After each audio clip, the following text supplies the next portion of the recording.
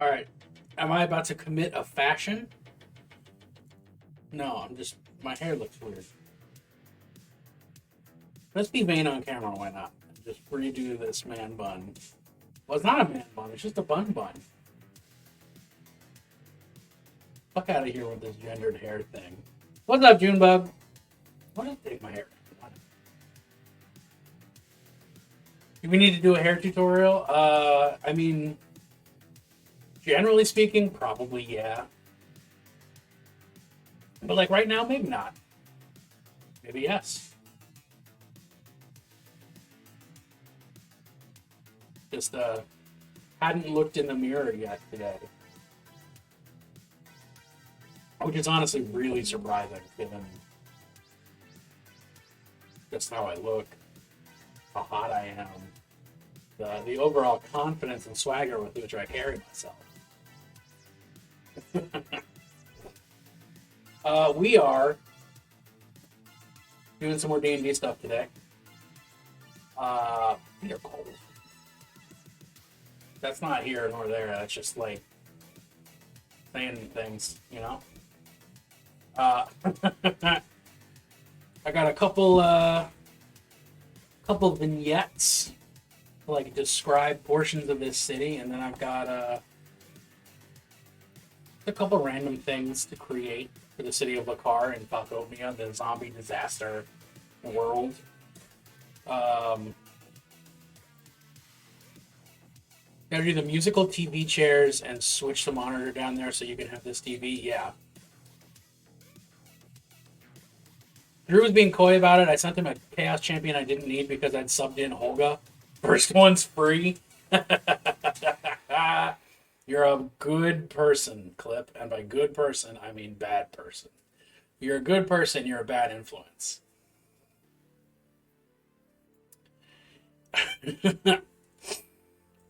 I also spent a little bit of time working on... Wait, where's the camera? There it is. Working on some vampires today. Ooh, that looks really good in this light. It's not in focus, but it's very dramatic. I actually experimented with Dirty Down Rust this morning. Oh, shit. Oh, Nero's also putting points in. Thank you. We are 30% of the way there. Holy shit. There it is. You can't, the light's not, wait. I got this. Just realized there's a whole ass light over here that's going to completely change the way this room looks. And now you can suddenly see that there's colors on this vampire instead of it just being vampire shaped. I used Dirty Down Rust for the first time. Absolutely failed to not lick the brush after I used it. So I immediately spit it out and put on my kaiju mask that I use when I airbrush. It's like Godzilla breathing his atomic radiation. It didn't taste good, I'll tell you that. But I'm feeling fine. So I'm not poisoned. But if I don't stream tomorrow, you know why. Anyway. Dungeons and Dragons, although what I'm prepping has neither. But kaboo! Alright, so I wanted to do little vignettes to describe each city ward, and then there's just like a couple like points of interest that I need to come up with. You lick your brush because I accidentally drink watercolor water. I mean, you gotta do what you gotta do. No, don't do that. I used to have that problem, but I started keeping my paint water in a broken mug. Perfection. I never drink out of my paint water accidentally. I figured out that trick a while ago. And it works. No, because when you lick the tip of your brush, it helps bring it back to a point. I made it designated on one for drinking. Smart. Okay, what do we got? What are we thinking? I'm gonna saving the river ward for last because that's gonna be like a mega dungeon type deal. It's the only cup I drink out of in the paint room. Oh, that's smart. Do you have a lot of cups in your paint room? Um, so let's start with the first one they're gonna actually walk into. Is new Lekar. It's gonna be just busy as fuck. Um,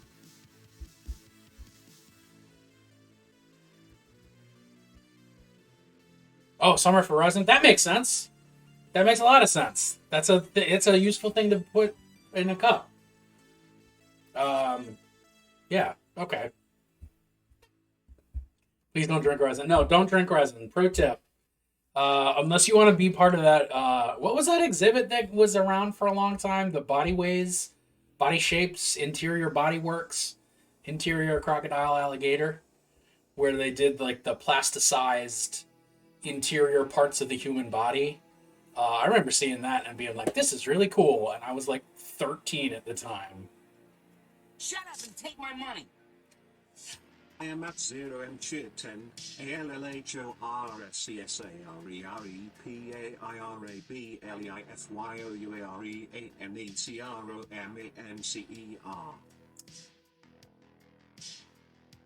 Now, if you can decipher that, you are one step closer on the path, on the left-hand path of darkness, with our powerful Lord. What's up, Adam? Thank you for that. And that's an extremely good point. I can't believe I didn't think about that.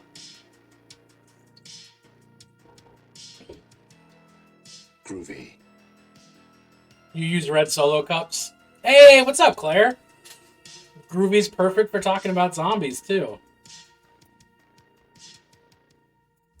Oh, I need also affects animals. I just remembered that. Cool. Where are we? New Lekar. So, kid got sent home from school, so I figured I'd dial in for Daystream until we both go nap. Claire, you best not be singing Pop Country in my fucking stream. Don't do this to me. Is your kid okay? Is your kid sick still? Is Jeb Hurlin? Is he Hurley Jeb? Who's definitely an NPC now.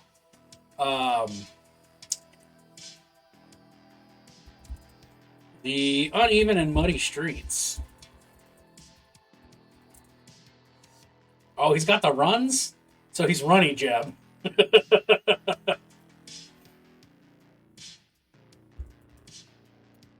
Are overcrowded and packed with refugees. Anyone else? There's an Exorcist TV show? I guess that answers the question you just asked, but I didn't even know there was one.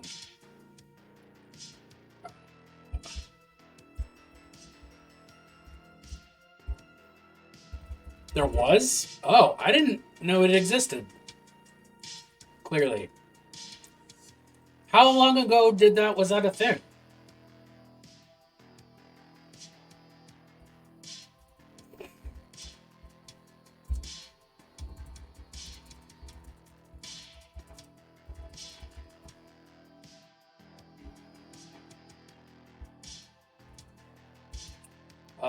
The uneven and muddy streets are overcrowded and packed with refugees, all clad in heavy, well-worn, damp woolen clothes.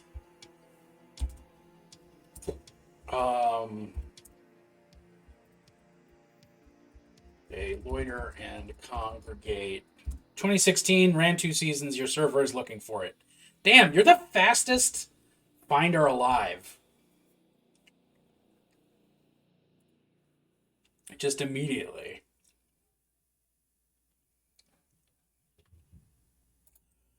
Nope, that's not the button I wanted. That's the button I wanted. It's on Amazon. Oh.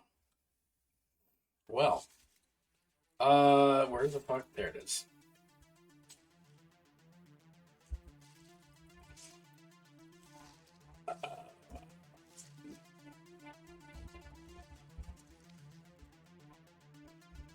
Packs and crates and bags.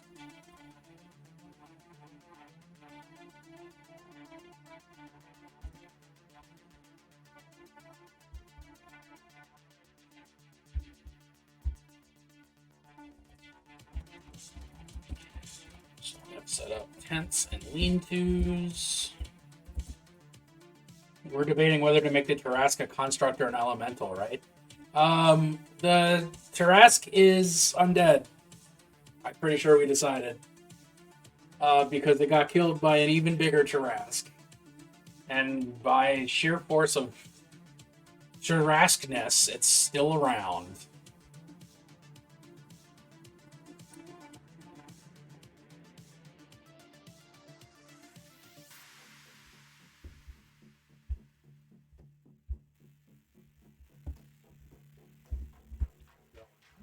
Wide city streets.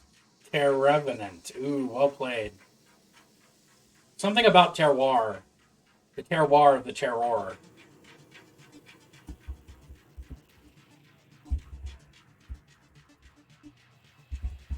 It choked while trying to eat another Tarrasque, the poor dear. Oh, so this is the bigger Tarrasque. Or is it a smaller Tarrasque with the eyes bigger than its mouth?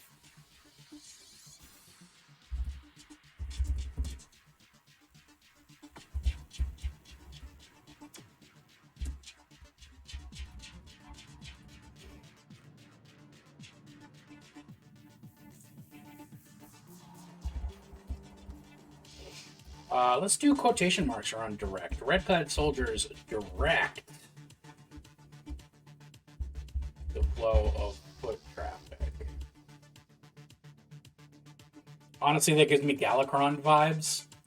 What, Galacron? What's Galacron? Who's Galacron? When's Galacron? Describe a Galacron to me. How many crons can you Galacron? Depends on how big you want to make it. I mean, fair.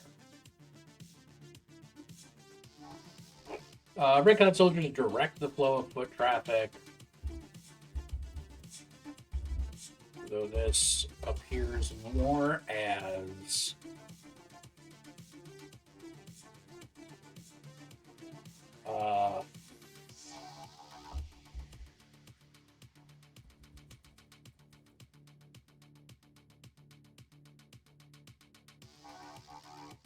from Warcraft lore, Galacron ate so many dead dragons that he became a pure necromantic furnace and nearly destroyed early Azeroth. Tarrasque died by Humboldt squids. Holy shit. That is terrifying. How many Humboldt squids does it take to eat a Tarrasque? Or can they fly? Are they flying Humboldt squids? Are they sky squids? Are they squids? Squids? Let's go with squids.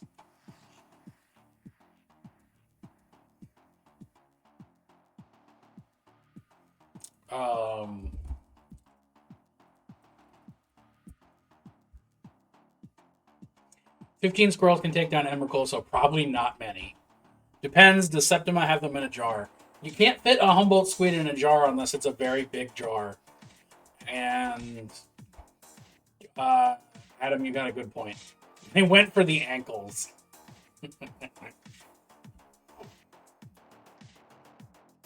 Red-clad soldiers direct the flow of traffic. They're being mean. With violence. Brutality. Right? Okay, cool.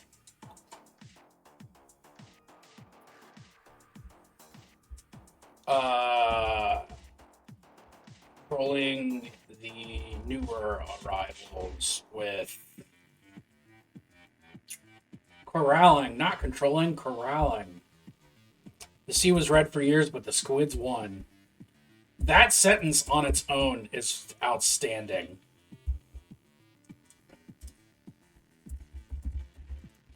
Corralling the new arrivals with needless force. Needless and stone-faced force. The dragons that became the aspects teamed up, lodged a boulder in Galacron's mouth, and just kept punching it into his gullet until he choked. I want to look up Galacron because he sounds cool. He sounds like a pretty cool dude. It eats dragons and doesn't afraid of anything. Oh, that's a chunky lad. That's a heckin' large boy. Look at this guy. Where's my what's the way I want to do this? That's plenty big enough. No, I want the image, not the web page the image is from, you punks.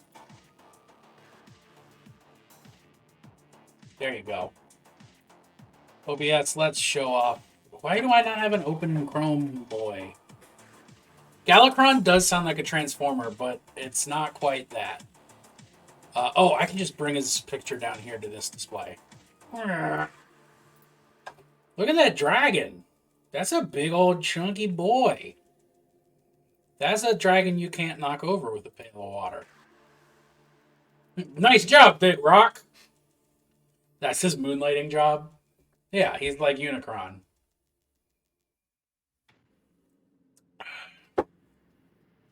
That's a cool dragon. Thank you, Claire. I appreciate the knowledge of this dragon. Where am I? Corralling new arrivals with needless stone-faced force. All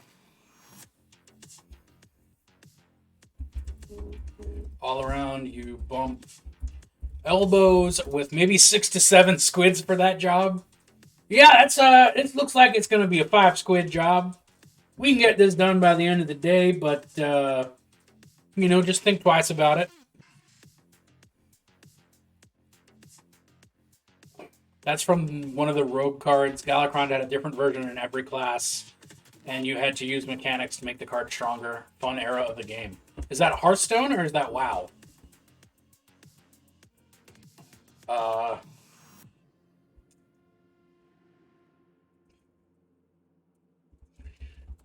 You are jostled and Hearthstone. Gotcha.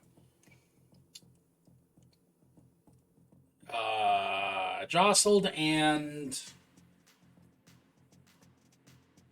what? You're jostled. I will just say jostled. You're jostled by the throng of unhappy. Do not flush Humboldt squid. They remember. Oh God. Jostled by the throng of unhappy.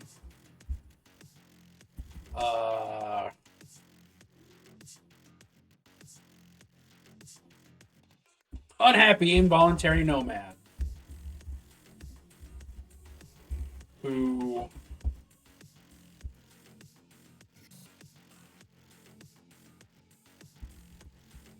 nah, there you go. Here's the moist and fleshy priest version. Moist and fleshy priest version. Oh! Eldritch Dragon! Eldritch Dragon! I'm very here for that. So is it just one dragon with a bunch of different flavors, a bunch of different suits to wear?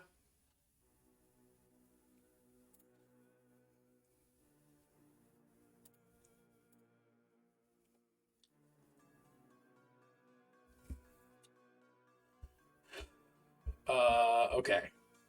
So we've got in New Lekar, we've got the Deserter's Post, which is a horrifically overfull. Each class had a different version of Galakrond they buffed over the game. There you go. We've got Deserter's Post, which is an inn that's just overcrowded and terrible and cheap. We have Delg's Earth Treasures, which is a general store. The multi-eyed dragon better do some smog grade scenery chewing. Delg's Earth Treasures, which is a general store. What's one more thing? I need a landmark. Maybe a statue of like a big statue that people are sleeping on. Or like this is like the new town square that is now just overrun with refugees.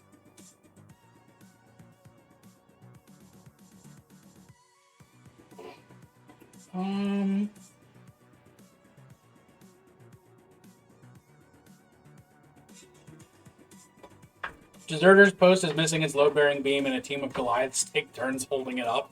Ooh, I like that. I like that.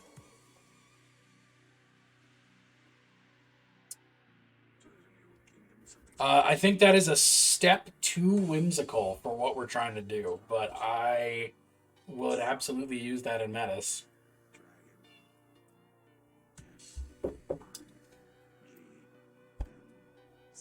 Let's...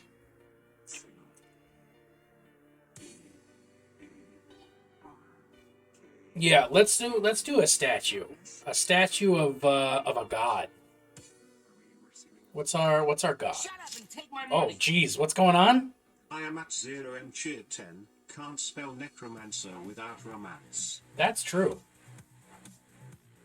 In the single player mode for that expansion, there's an adventurer where you raise Galakron's corpse and use it to steamroll over every settlement in Azeroth.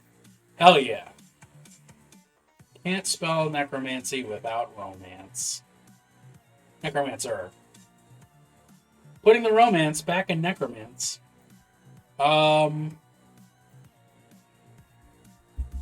gonna do a list of D&D gods again.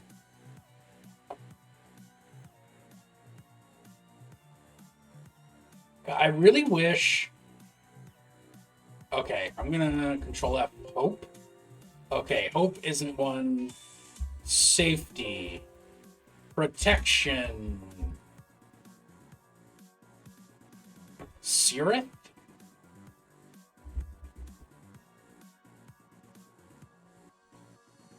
It's apparently a character in World of Warcraft.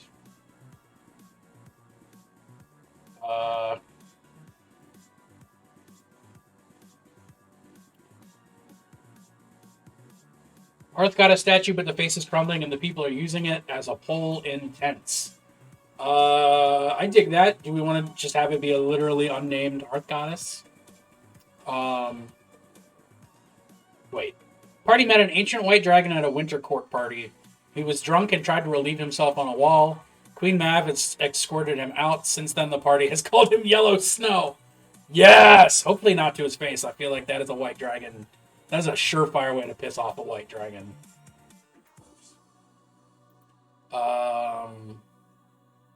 When in doubt, you can just use a Latin name for things. We're going to call this the Mater Vigilans, which means the Watchful Mom.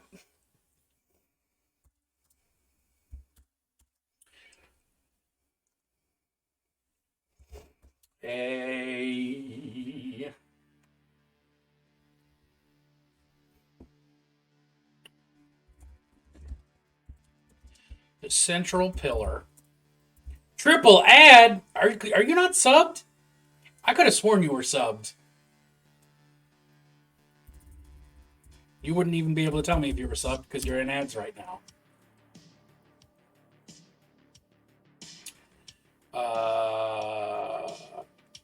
Central pillar of this ragtag, but oh, June. That's my Clara wife. Twitch Project just resubscribed for 3 months. That's just silly. But gifted a tier 1 sub to Claire Twitch Project.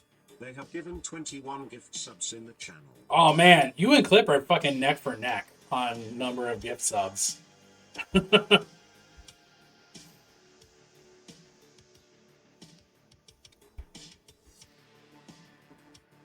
Adam, I appreciate your instinct to do that as well.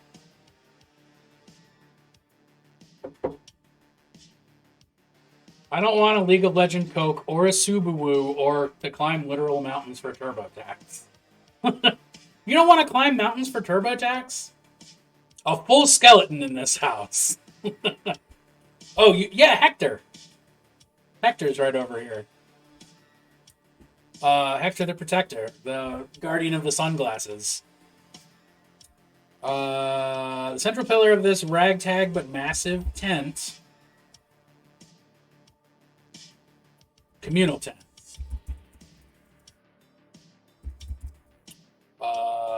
Is the... You have a collective 206 months worth of sub badge? What? What does that mean? 206 months worth of... I don't know how many months that is.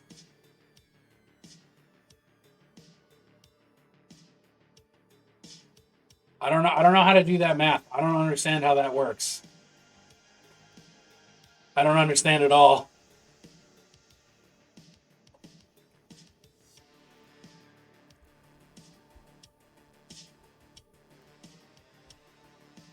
Is that... You mean you mean... I don't know. I don't understand how to answer the question because I'm not sure what the question is. The central pillar. That's dumb. I can't gift another sub to Claire since Faye is currently subbed. Yeah, I mean, you can gift multiple month subs, but you can't gift together.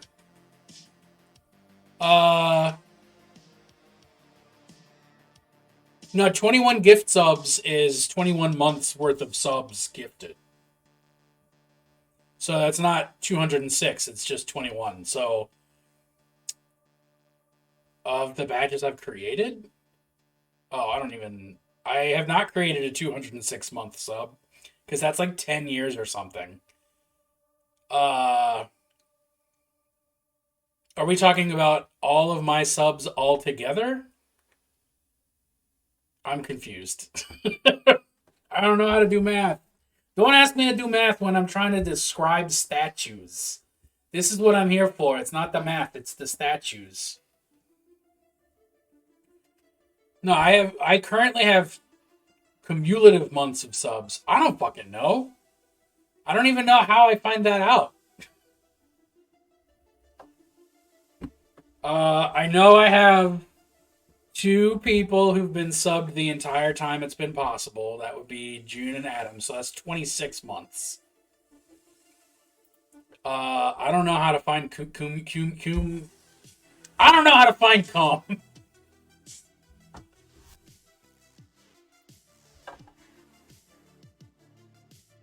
All this was for a skeleton joke? I truly don't understand. Wait, do you mean Hector is the whole... Because there's 206 bones in a skeleton.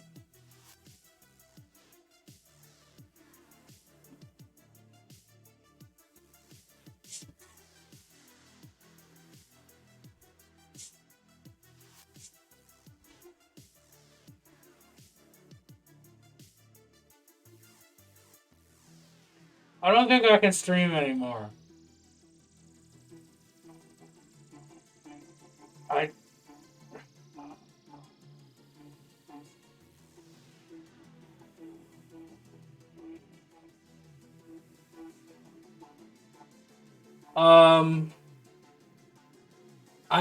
I despise you, Claire. This is why I said yesterday, Clip might be my nemesis, but Claire was sent from hell to destroy me.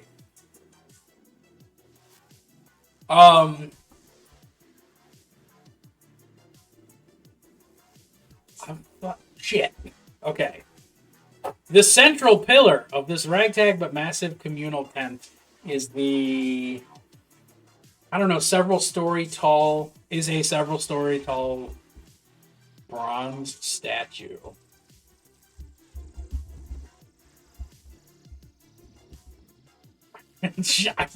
Sometimes you just gotta disappear, you know? You don't understand a joke for 10 straight minutes, and then you just give up. Hell yeah! I'm glad I'm not laughing, because my inhaler is not on me currently. A several story tall, a bronze statue covered in green patina. That has happened to me on stream. Covered in green patina. This motherly figure has had her face hammered off broken off. Let's just say broken off. Leaving just a hollow void. Because what was that movie called? Incantation. Invocation? Excitation. Green patina sounds like the name for fantasy gangrene. Patina is verdigris. It's the oxidization that happens on copper and bronze. Lubrication, different movie. I would not want to watch the porn version of Incantation. Fucking is it Incantation or Invocation? That really scary movie. Goddamn. It was Incantation. Okay. God, I want to watch that again. That's fucking terrifying. I would not watch the porn version of Incantation. But if it was called Lubrication, I would be tempted.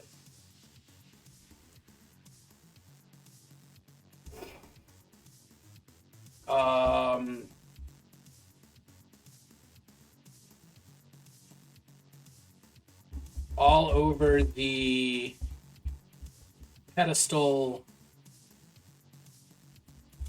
the statue stands on, there are candles, prayer things, prayer papers, prayer tags, prayer scrolls. The Warforged contracted green patina. We'll have to disassemble them and scrub each piece in a mixture of troll fat and rust monster blood to cure them. Ew. That sounds awful. That doesn't sound like you're fixing it. That sounds like you're making it worse.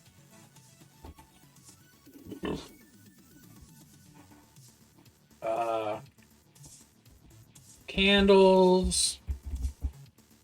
Votive candles. That's the word I'm looking for. There are votive candles, offerings, and prayer scrolls.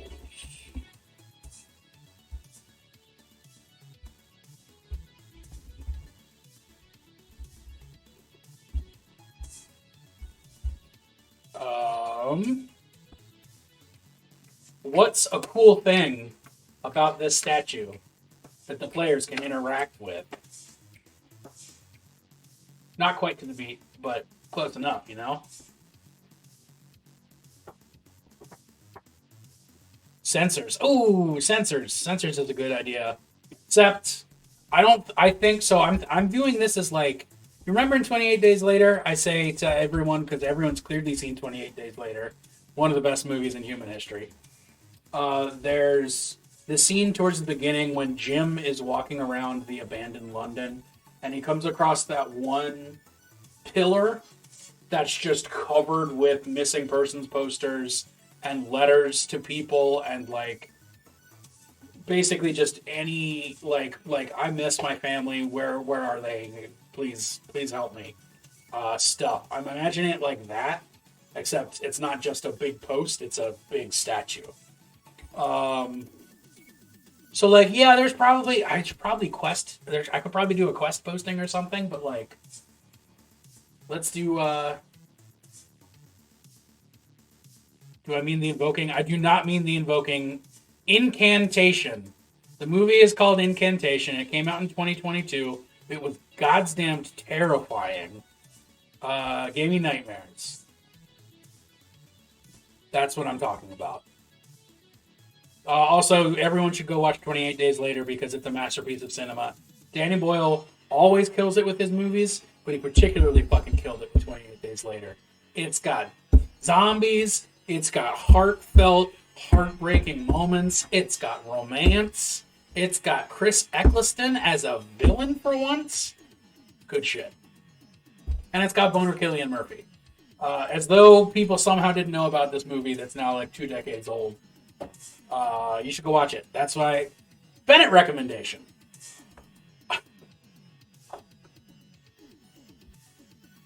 Maybe there's a bell or some other ringing thing. I didn't watch G.I. Joe because I don't need to live my life like that. I don't have any G.I. Joe based nostalgia, so watching a G.I. Joe movie sounded like torture. There's a bell or some other ringing that, when used, causes the town to go silent for a moment and they listen for the danger or an announcement. Ooh, that's a good point. That's a good idea. That's a good idea.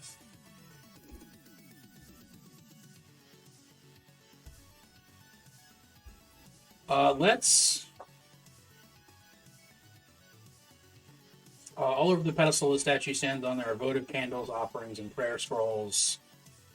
Hanging like a censer from the statue's hands is a large bell. Uh,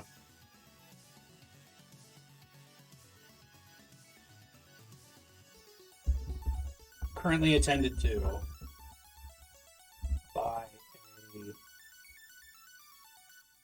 sodden and grouchy looking guard. That bell is the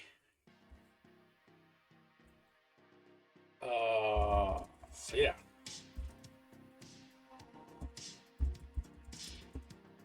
And there's an alarm or an announcement. Yeah, it's here.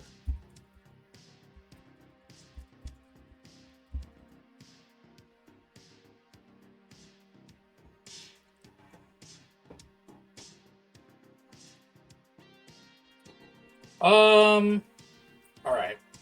Tight. We did it. New Lekar is as fleshed out as I could ever consider wanting to make it.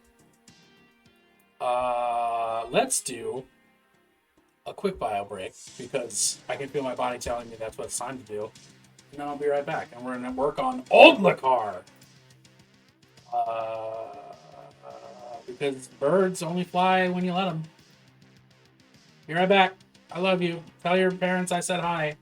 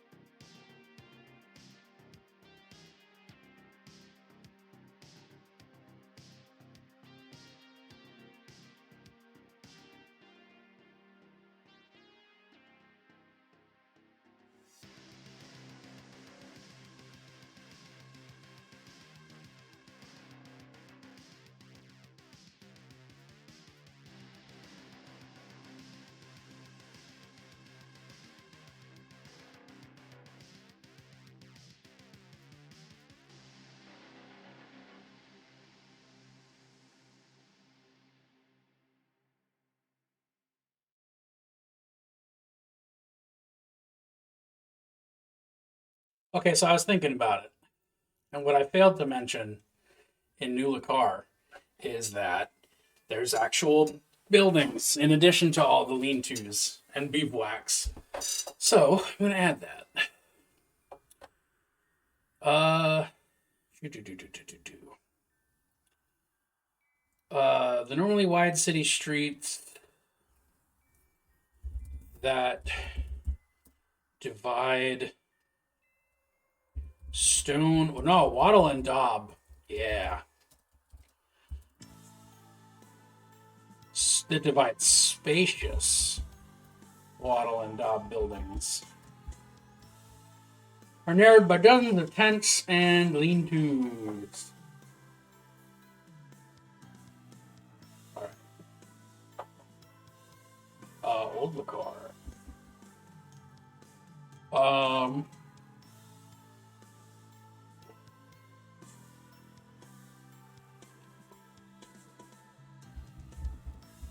though there are fewer tents,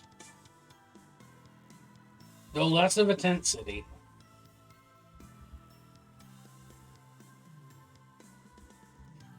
Uh, Old Lekar district is still cramped as the.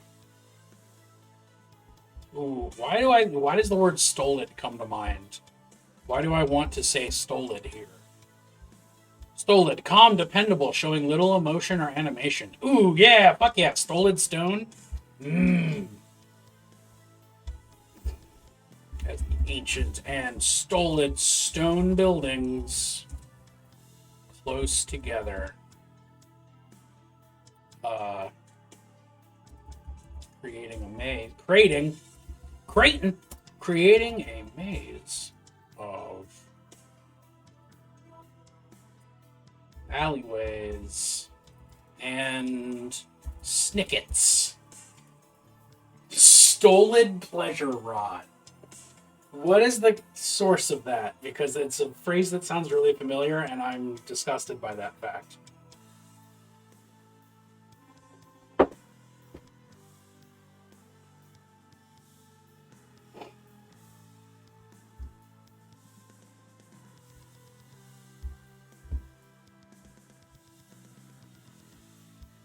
Oh, I can't type.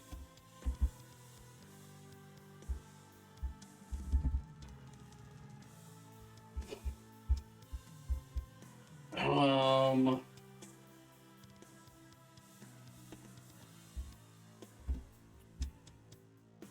Turgid pleasure rod is a phrase I've used before. All right, fair enough.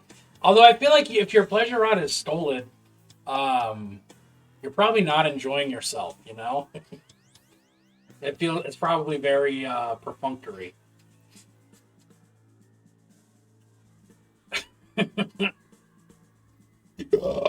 Oh fuck! Excuse me. From magnetic poetry, of course. Here the muddy road is. Do you pave with cobblestones, or would you just say they're cobbled with cobblestones? What's the phraseology there?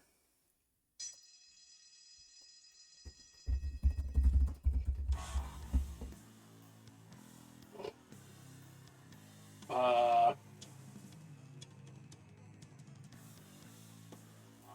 yeah, okay, it's called paving even when it's cobblestones. Makes sense, I guess. Hashtag service top.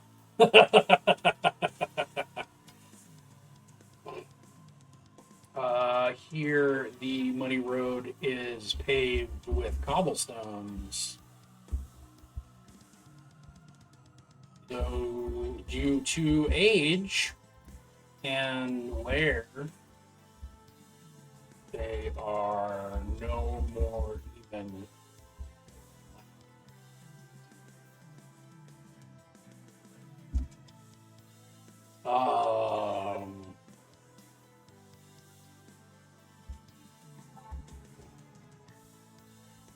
Refugees lurk under awnings and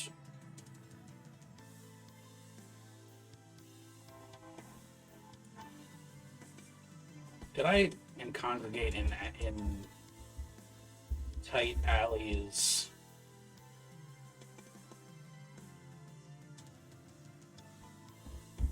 As patrols of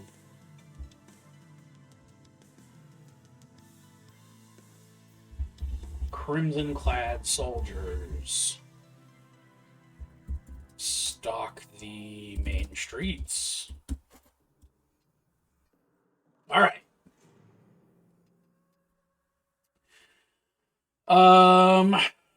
Need a landmark and a random point of interest. I don't know why I differentiated those two concepts.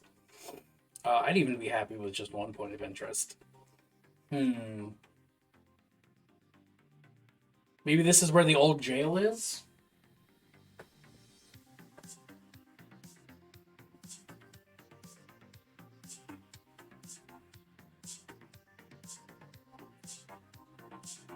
Yeah, I think so. I think we're gonna say this is where the old jail is.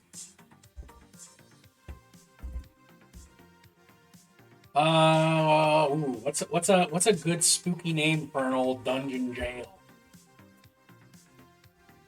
I could just peel it straight out of Bloodborne since I know none of my players have played that, and call it the Hyphaean Jail, but spelled Gaol. Because fancy old English, right?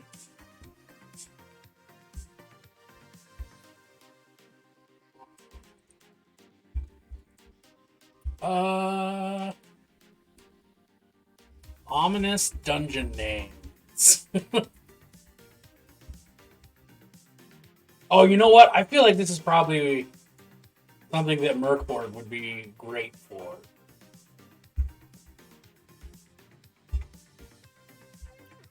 Let me just pop open my Merkboard PDF and see if it's got a name generator for that.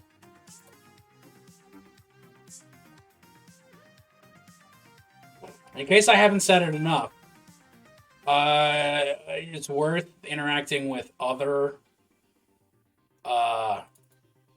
RPGs. The more RPGs you read, the better of a DM you are.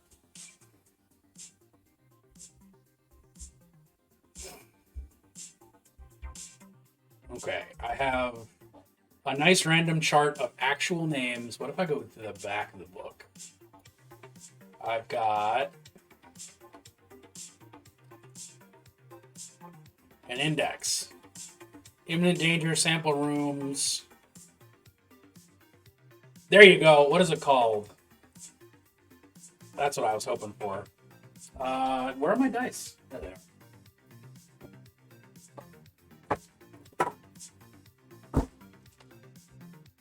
I want the D12s, so we're gonna call it 3-3. The Night Temple. No, I don't quite jive with that. It's the Hadean Church. No, I like Hadean though, so we're gonna go with a different one. It's the Hadean Grave. It's the Murder House. No, it's the Hell Crypt. Hadean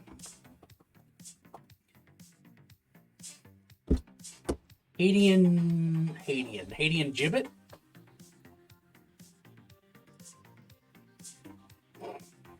Or maybe Old Stony. Oh no, what's Alcatraz? Can I rearrange the letters of Alcatraz to give it a fucking good name? How do you... Alcatraz. I can call it...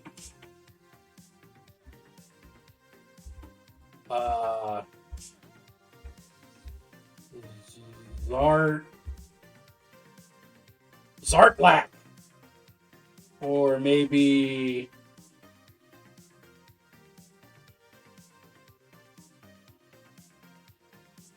Clastra.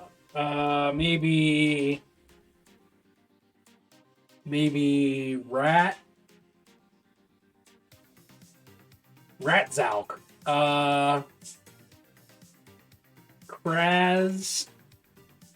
Krastout? Ooh, Krastout. Kraslat?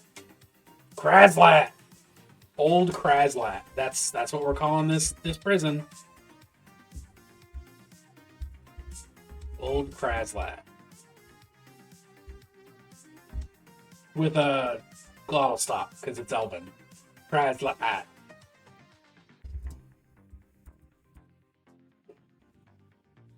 No, I want it here. Jeez.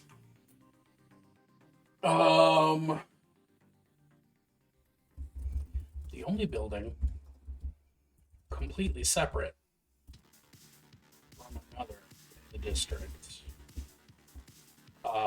Fully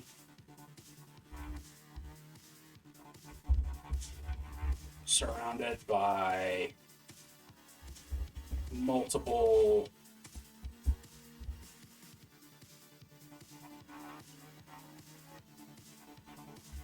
rusted iron fences. I can't spell only. The Onal. The Onal building. The building completely separated from the district, fully surrounded by multiple rusted iron fences. Clearly an old jail that is still in service. The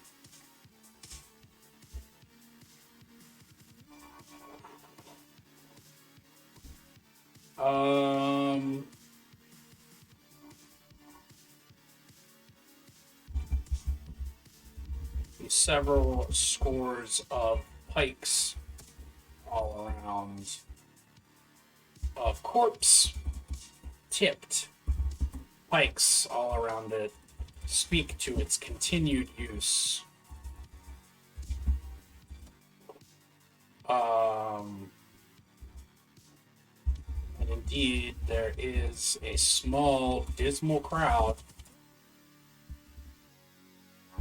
Nah, we're not going to say small. We're just going to say dismal. Crowd observing as those decried criminals are impaled by the soldiers.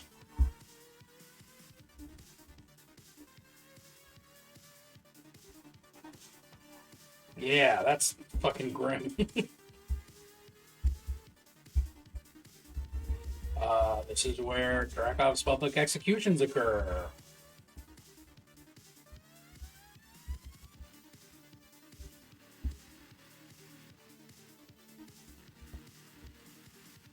Once the yard is full, they move the pikes elsewhere.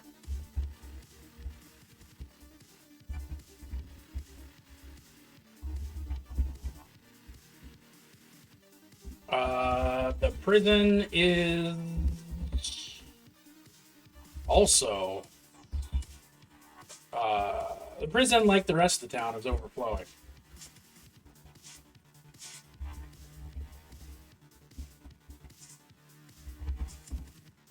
Thanks to Drakov's draconian policies.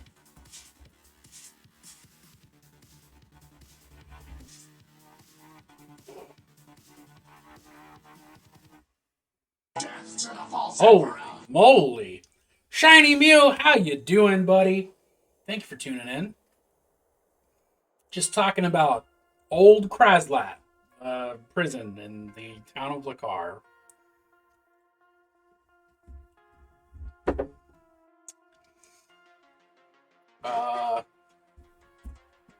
Probably the largest concentration of Falcon's talents outside of the Bastion Ward.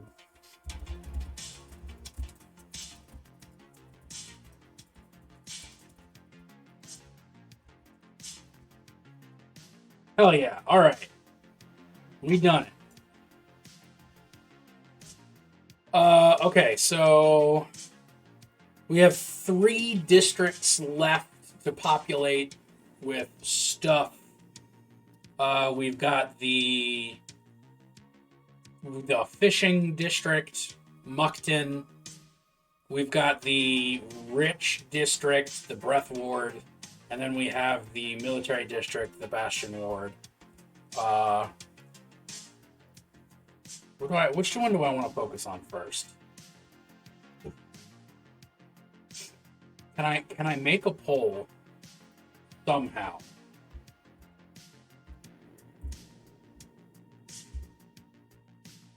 Open a setup menu to create a poll. Oh, ho, ho, ho! I can do it from OBS. That's dope.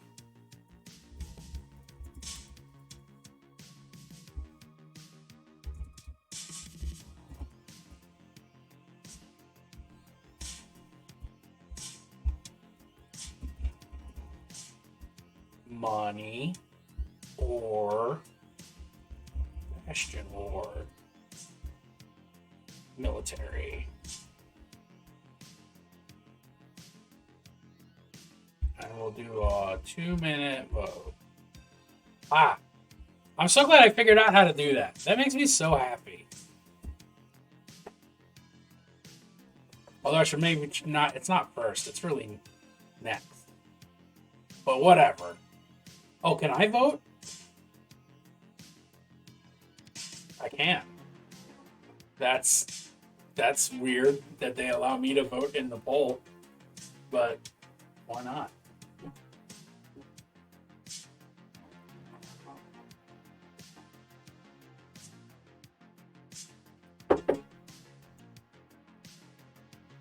Whew.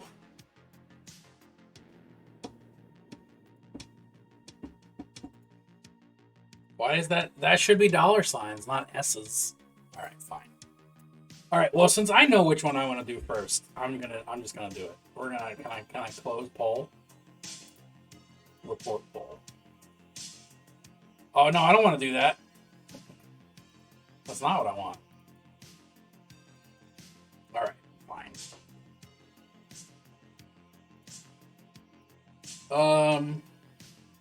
Yeah. What we're gonna do? Unless people will vote. People have opinions, but it seems like we're good to go. 1, 2, 3. The ever-present mud thickens and deepens as you descend the slope into Muckton.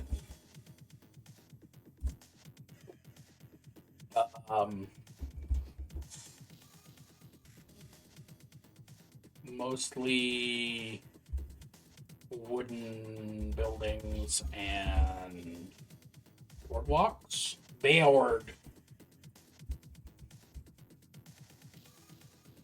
All are uncomfortably damp. The incessant lapping of the... Oh, what's the name of the lake? Lake Sokol.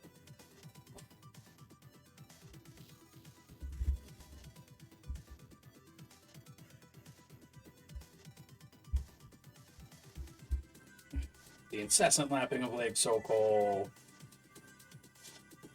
is the dominant sound, as there are no waterfowl to squawk. Wow, I can't type. To squawk. And the throng of humanity is not so present here.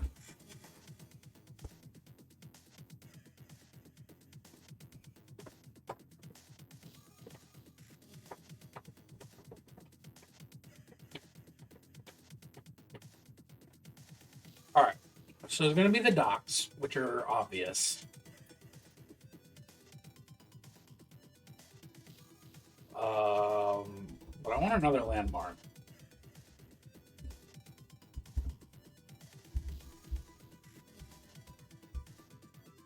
What do we think my other landmark is? Ooh, that felt good.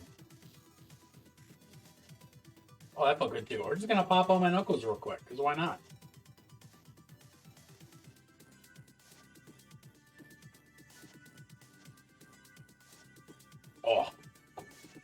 good shit.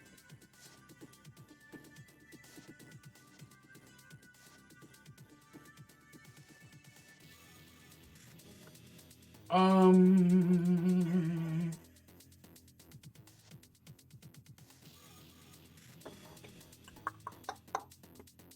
right.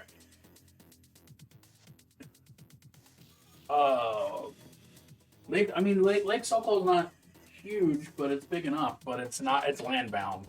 There's no like seafaring ships, so it's all just fisherman ships. A variety of small, pitiful vessels. Here.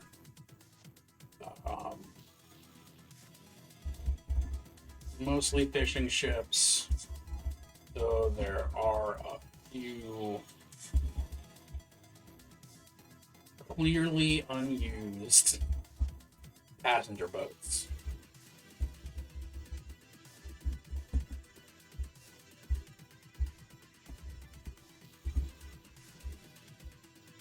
There are a few clearly unused passenger boats that's leaving Lekar. Is inadvisable. Inadvisable for the strong and impossible for the weak.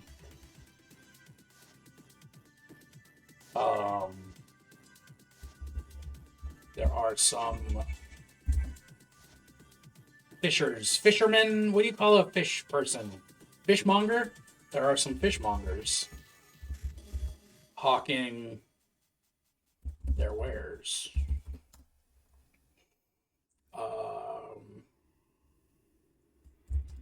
But the docks are largely quiet.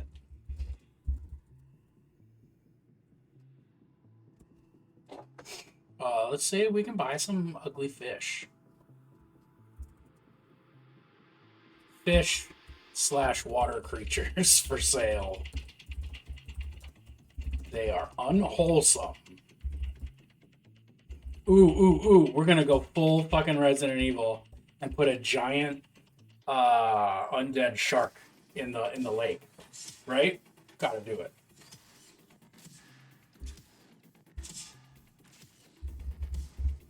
There is at least one very large undead shark out in the lake. We'll call it an undead fish. I think sharks are explicitly not freshwater, right? Are sharks only saltwater? Are there freshwater sharks?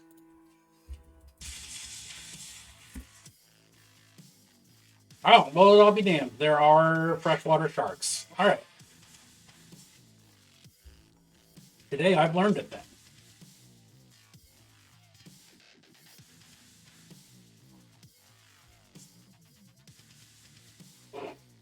At least one very large undead shark.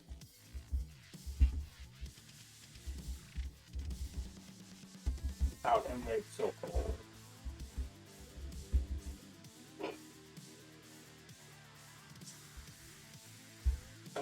They are unwholesome and underfed.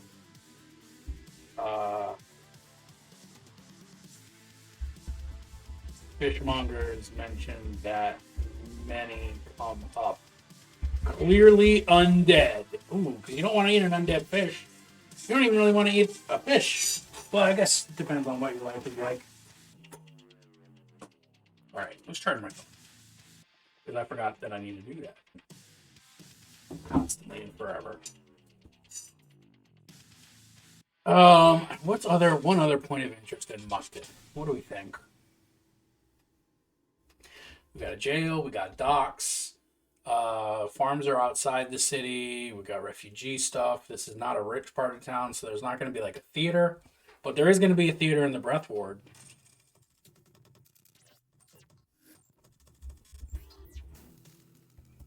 Nice.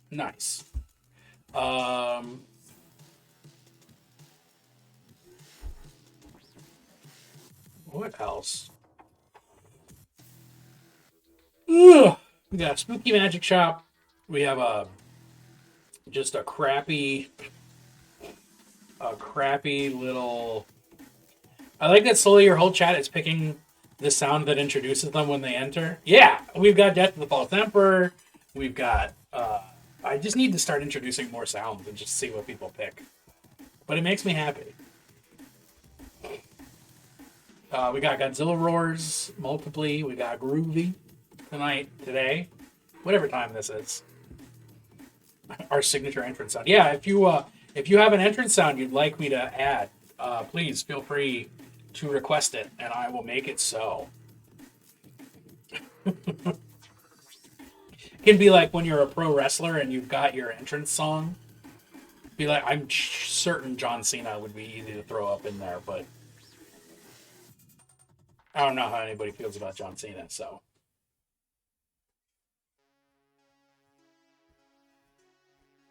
I just got really distracted by hearing my wife walk around. Okay. So, fishing part of town, poor part of town, very wet, very muddy. A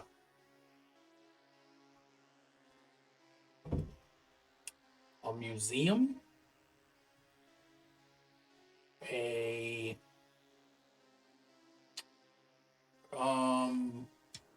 Shut oh my up and God. take my money. 1-inch heroes cheered 10. I don't know how to select different sounds for my entrance sound, and at this point I'm too afraid to ask. I mean, honestly, text to speech is a solid way to pick an entrance sound. You just, in the sound alerts board, you just tell me what you want, and I'll put it in my sound alerts board, and then you can just find it and play it whenever you're feeling ready to do so. You know? But thanks for tuning in, bud. Currently designing sounds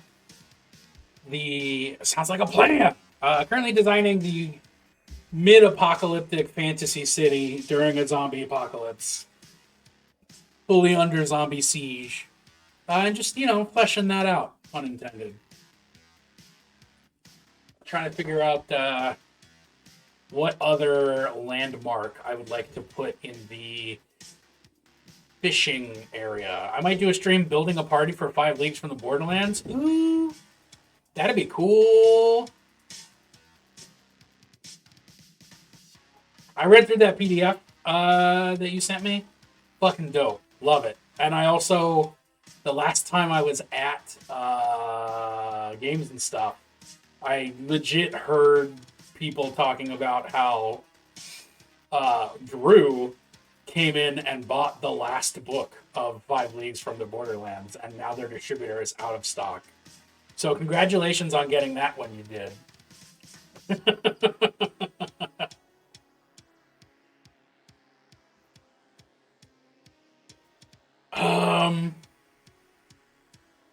What else? They had one there yesterday. Well, I was there like 2 weeks ago, so maybe 1 week ago. I don't know. I was there longer ago than yesterday. I'll say that.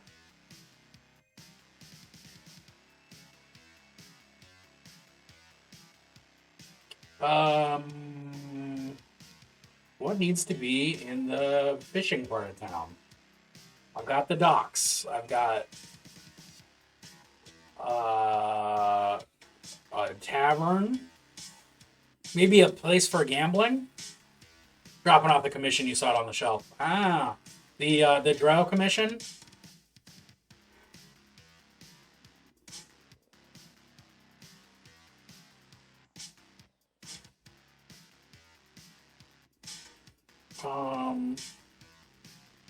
Yeah, like a gambling den, a hidden gambling den. Yes, all right.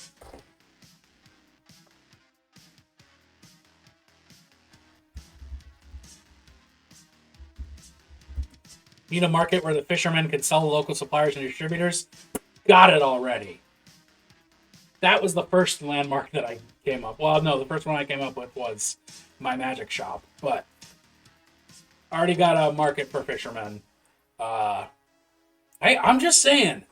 This is why I'm sitting here like, what do I do? What do I add? Because I already thought of stuff.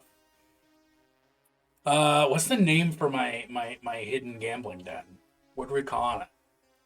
Is it a back room in the sinking Sea Dog that has like a special name, do we think?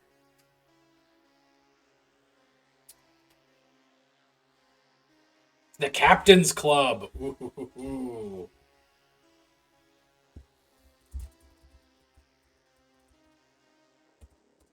Love that. Thank you.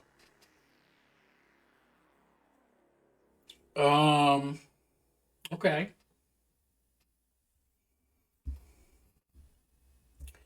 Because it's got exclusivity to it, and it's what they hit you with when you can't pay up. The Captain's Club. Fuck yeah. Okay. Dark and smoke filled. Somehow the only dry area in Mukden.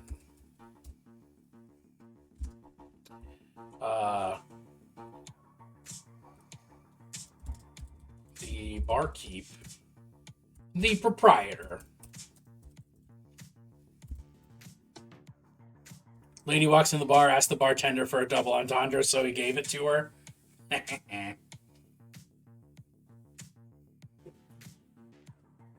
The proprietor is a surprisingly clean and well-dressed. What kind of D&D creature? Well, who's the proprietor of the Captain's Club? An ogre? Oh, let's go with an ogre. Nobody expects an ogre to be a fucking mob crime man. A mob crime man. A mob boss. A crime boss. You can be Captain Parlay. He can be Parlez-vous Francais.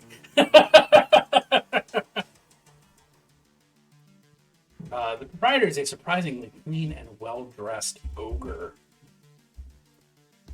who punches. Gentil chapeau. Oh, that's also good. To fit in the basement bar.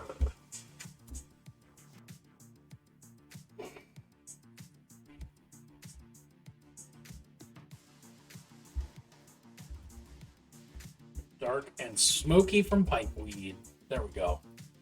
Ryder is a surprisingly clean and well-dressed ogre who hunches to fit in the basement bar.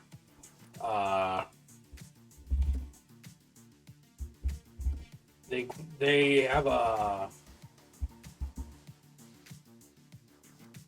a distrustful grin. No, they have a shit-eating grin plastered on their face as they deal a new round of cards to those in attendance.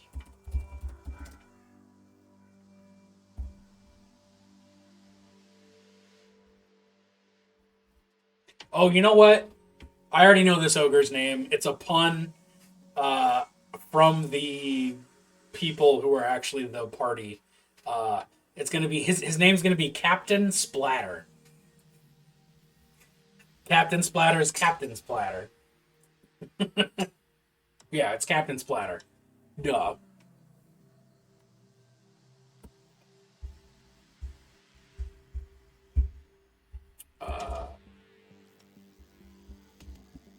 Captain Splatter. A genteel ogre.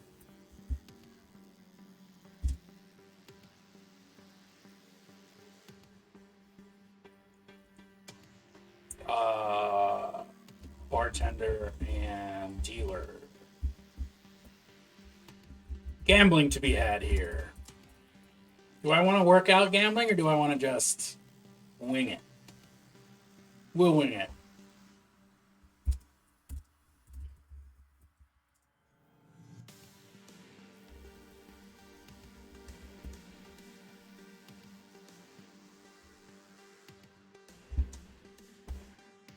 Gambling, drugs, and halfway decent.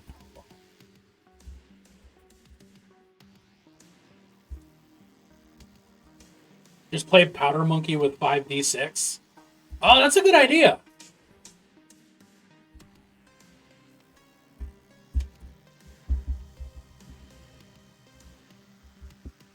That's a very good idea. So I'm writing it down.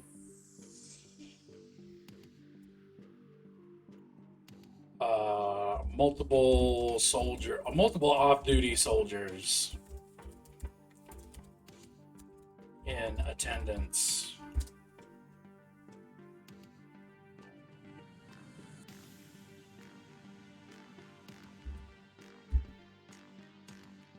Yeah. All right. Cool. Captain's Club.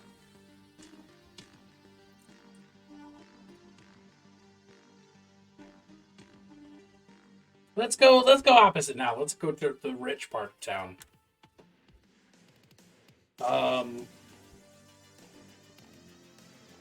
Just describe that.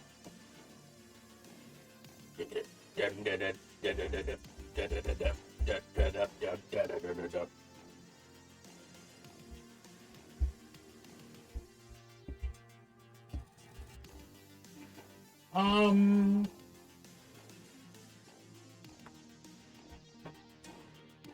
Hmm.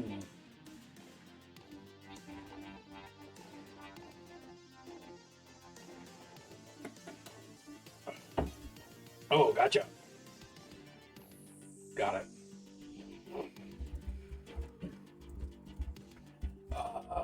Once this district would have been exclusive and carefully kept. Now the large yards and gardens are overgrown or otherwise occupied by refugees.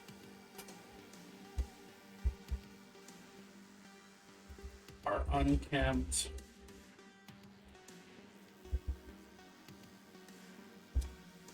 Are unkempt, overgrown, or otherwise occupied by refugees. The once stately manners of noble lords have fallen to disarray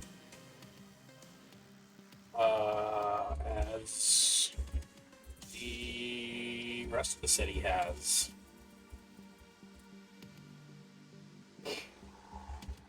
Still, this is easily the least occupied district.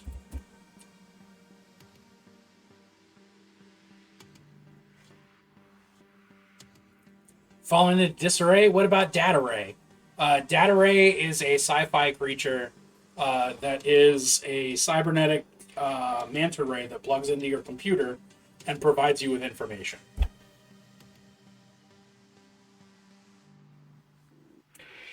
Which makes me sad that I'm playing a fantasy game right now and not some kind of sci-fi weirdness. Because I'm very proud of that off-the-cuff bullshit. But I am in DM mode, so it makes sense. What are we doing? Okay. Once the district would have been exclusive and carefully kept, now the large yards and gardens are unkempt, overgrown, or otherwise occupied by refugees. Clipit sent you a bunch of Mark IV heads and a new Slave to Darkness Chaos Warrior. Clip was maybe bragging about having snuck you that Chaos Warrior earlier in chat, as he tries to persuade you to get back into fantasy.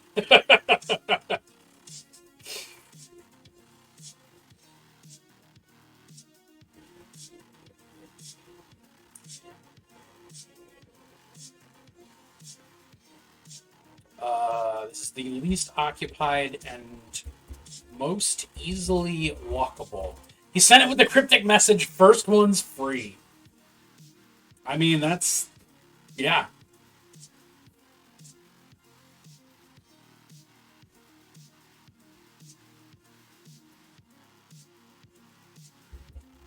Part of Lekar. Alright.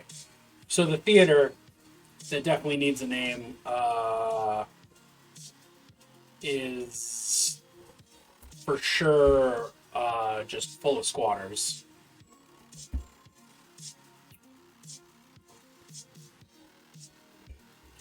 Grand Bosun's Delight. Different part of town, but Bosun's Delight's good. We're not in the lake anymore. We're in the fancy rich ward. So give me a fancy rich person's name. You know, give me a like a Lord Carrington's Haversher. The the Haversher. Yes. The Haversher Theater.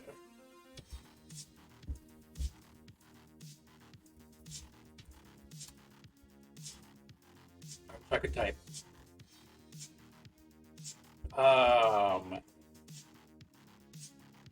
Grand. I wish I could fucking spell. Okay, type, spell, think, talk. I just wish my body was capable of experiencing. Grand Caryatids of moss-covered angels support the frontispiece? I don't think frontispiece is the word I'm looking for, but it's a cool big word. Frontispiece. The principal face of a building. Oh man, fuck yeah! Me remembering words that I don't use for any reason. Grand cards of moss-covered angels support the frontispiece of this theater. Oh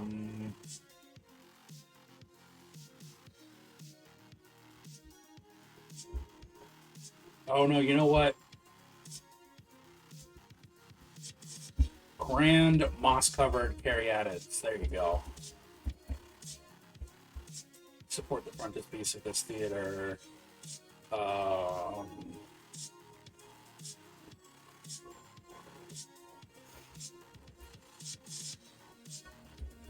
the windows are broken and the doors are boarded. Dim lights emanate from within.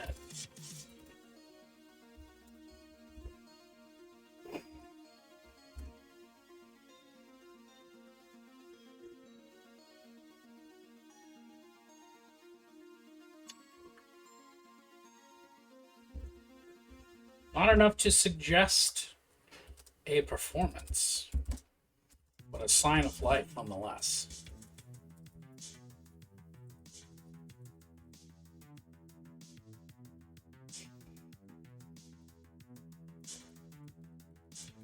Waters. Let's do some people on the run from the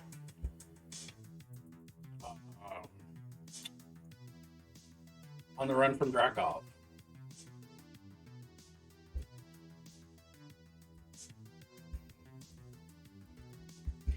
Number of whom are hiding from the Falcon's talons so as to avoid execution.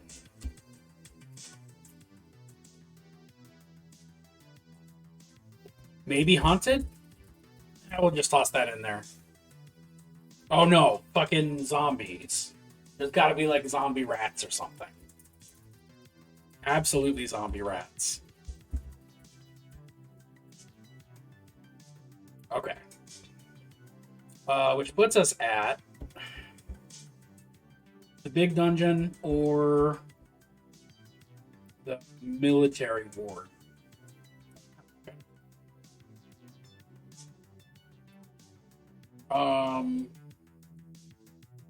We have the city hall. That is the mercenary general's HQ. We've got Mellow's crossbow, which is a military bard. We have a black market that's definitely not just the merchant from Resident Evil 4. I think one more landmark, but I'm not sure what.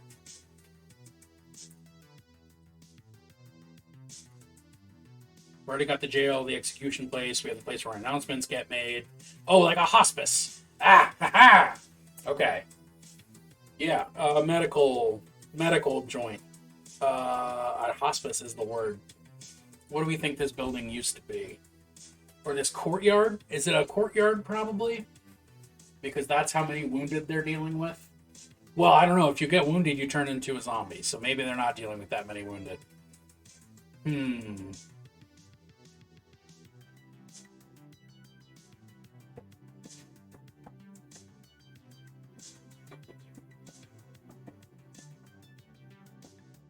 Hmm.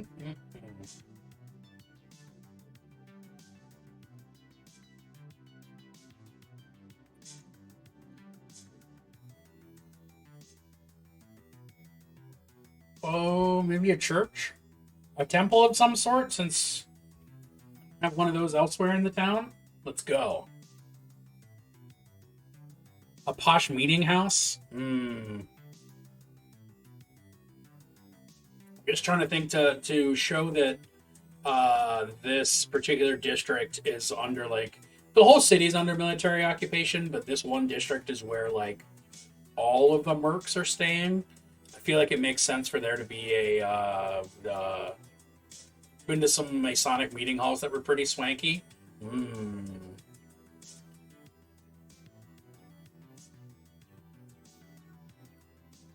Mm. Let's just say medic, triage, hospice, meeting hall. Uh, Military only. I should leave that.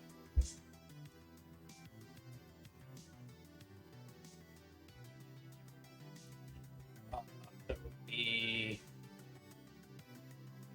sanatorium.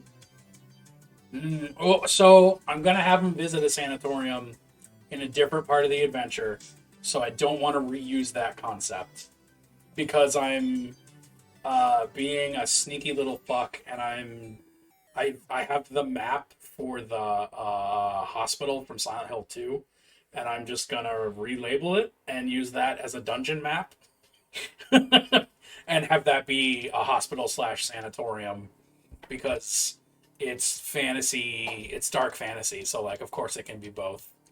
Yeah. Um, and I'm gonna straight up because my brother is in this group. Fucking loves Silent Hill 2 because how could you not? I'm gonna straight up just throw the map on the table and see if he recognizes what it's a map of. So that'll be fun. I need to actually do that. I might do that on stream at some point. Is fix up that map. Um, so the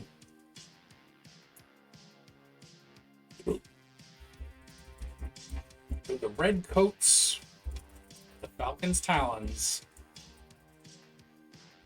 are ever present in Lekar. They are overwhelming in the Bastion Ward. Nearly everyone is a soldier in uniform.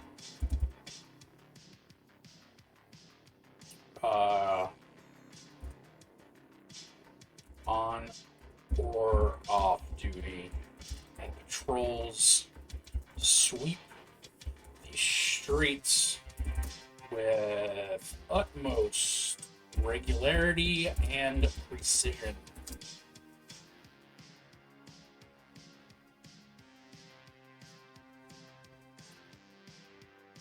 Um,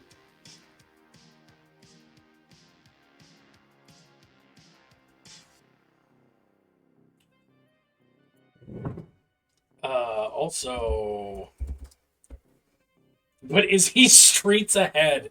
I fucking totally forgot about streets ahead.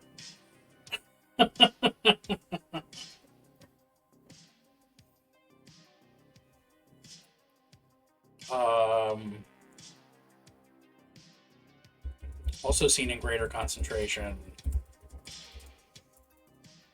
are the corpse topped pikes Drakov favors for punishment.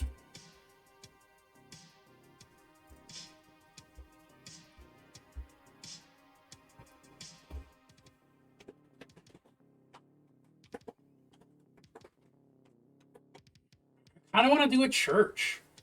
I haven't done a whole lot. I haven't done anything with churches yet. Dude, let's do a list of D&D gods. See who comes up.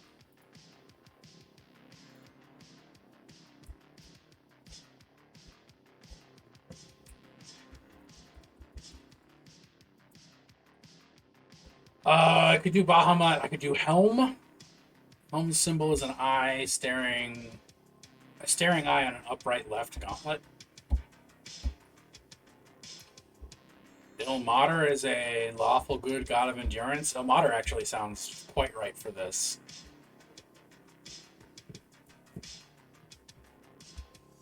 But it's annoying that I'm not...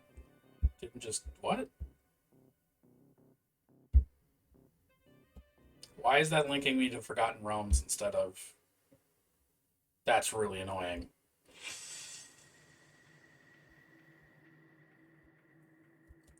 Let's not do Wikipedia. Let's do... let's just Google Ilmater.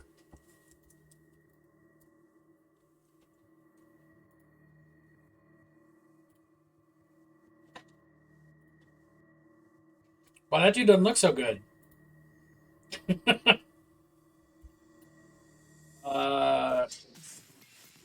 Known also as Ayuruk and Itishoko Pack. It is Hiko Pack. The crying god, patron of suffering, the oppressed, the persecuted, the one who endures, encouraged them to endure and encouraged others to help them by taking up their burdens or places. The rack-broken lord was a willing sufferer, bearing the pain of others to spare them from it, and it is said that if he had his way, he would do so for all the suffering in the world. Well, there you go.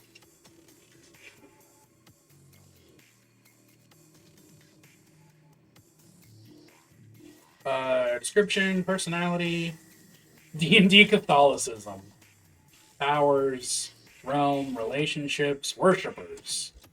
There you go. Oppressed, sick, lame, or poor. The Church of Ilmater. Oh, is that a thing I can click? Oh, there you go. That's a lot of information. The Ilmatari.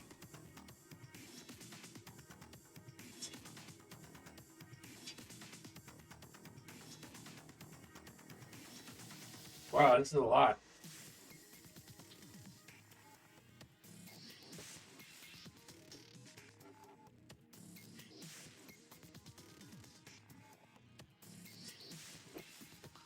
All right, so yeah, it's gonna be a church to Ilmater, or a temple to Ilmater. The Ilmatari was my first gaming console. Did it hurt? Were you upset about it the whole time?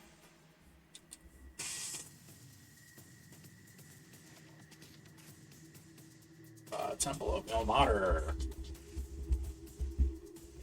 I can't spell. It doesn't matter. It doesn't ill matter.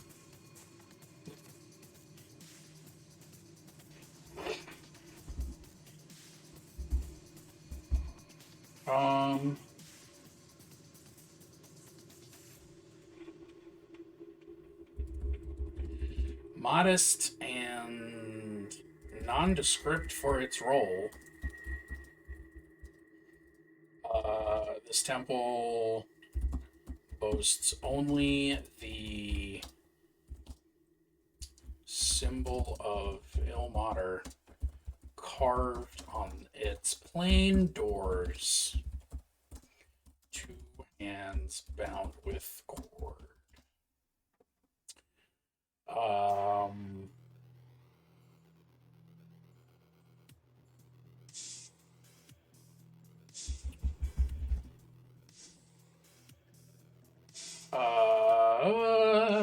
Several Soldier. Some of our soldiers stand guard. The majority entering and exiting the building are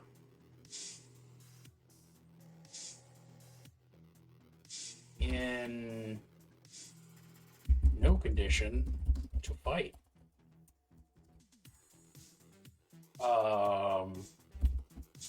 It would seem that the Talon's medics have taken up this temple as a hospice for the wounded.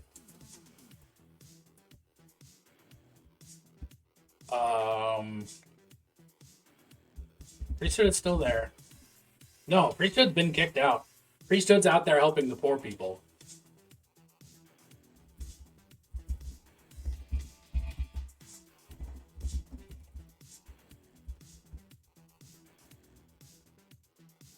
They are elsewhere in Lekar helping refugees.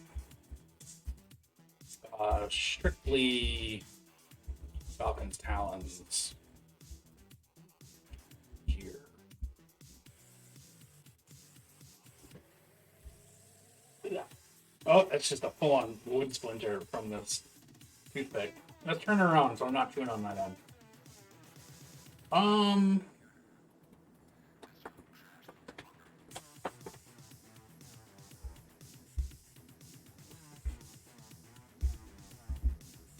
They are elsewhere in the car helping refugees, aka definitely executed.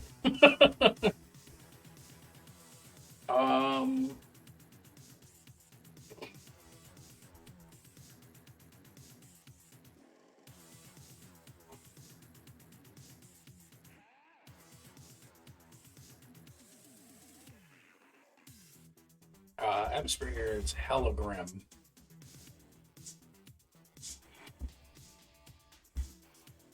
Even more so than the rest of the place. Alright, which means City Hall. Hall. City Hall. What are we doing? What are we thinking? What we're thinking is, I really gotta use the bathroom. I don't want some more coffee. So I'm gonna be right back. And then we're gonna finish describing this, and then we're gonna start throwing together some encounters. For when they're up on the road doing things, dealing with Mambos. So I'll be right back. Don't go anywhere. If you do go somewhere, just remember to come back, because I'm going to miss you, and I'll cry. I'll cry the most.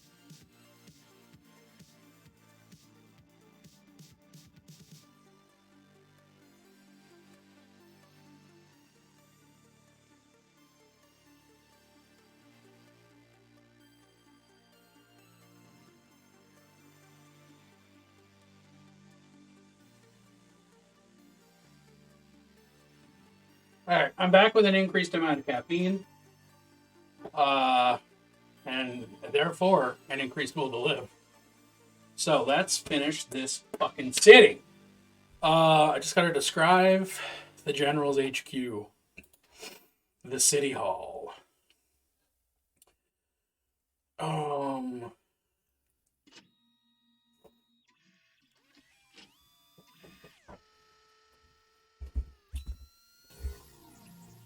a grand political building with, is colonnades the word that I'm thinking of? That's not what I wanted. Get back out of here. Colonnades. What does that word mean? A row of columns supporting a roof. An entablature. Ooh, entablature.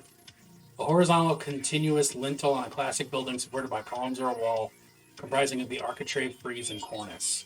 Okay, yeah, colonnade is what I'm going with, but I really like entablature. That's a cool word. Where is it? A grand political building ringed with colonnades.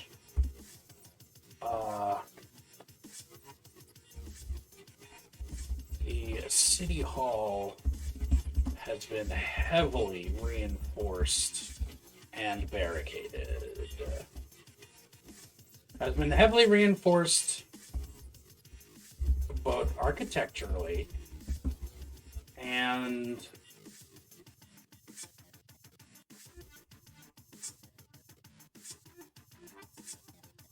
we'll just call it both heavily reinforced architecturally.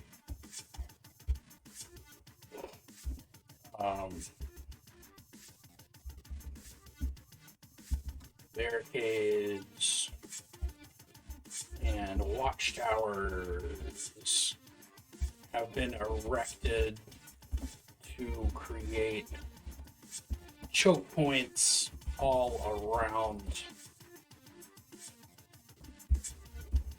the building.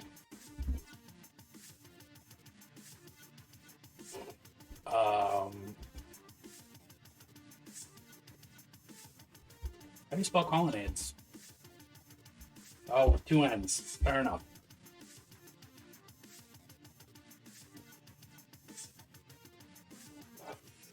Heavily reinforced. City Hall has been heavily reinforced. Barricades and watchtowers have been erected to create choke points all around the building.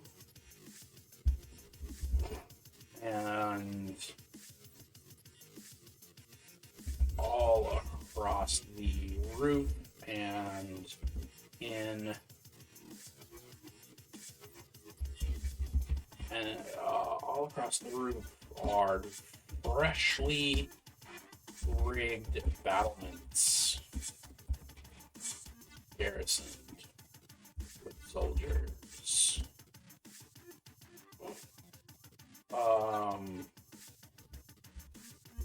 Every available surface is either hanging with a banner of the Falcon Talons or otherwise supporting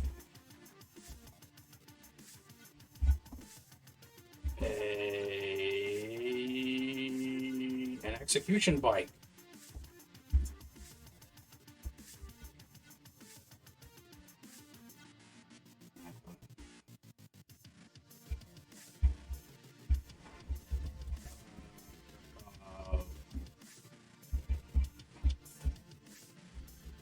Lives within and coordinates defensives from within.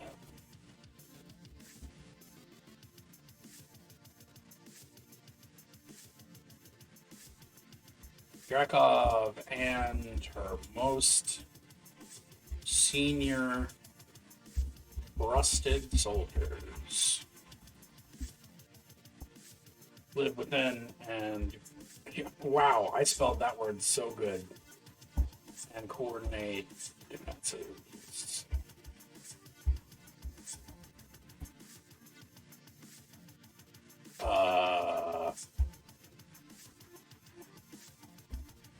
Damn near impossible to siege.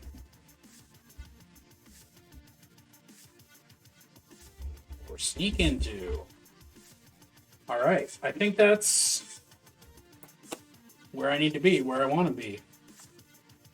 So let's look at encounters.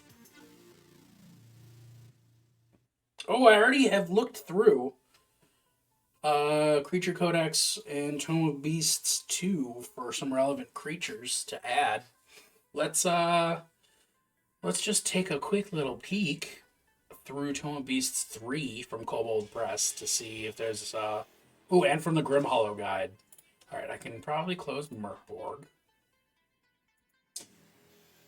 Tome of Beasts 3. Let's just do a little sneaky peeky poo to see what else I might want to add to encounters.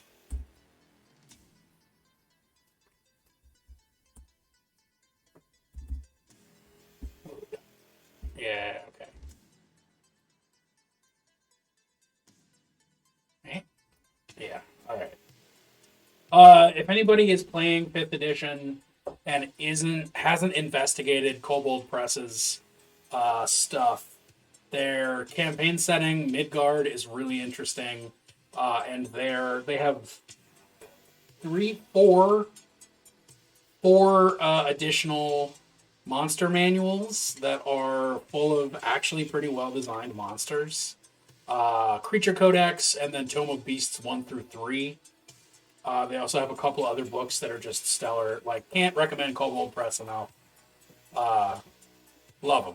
Love them. Let's look for... Whoa, that's cool. That's not relevant, but that's cool.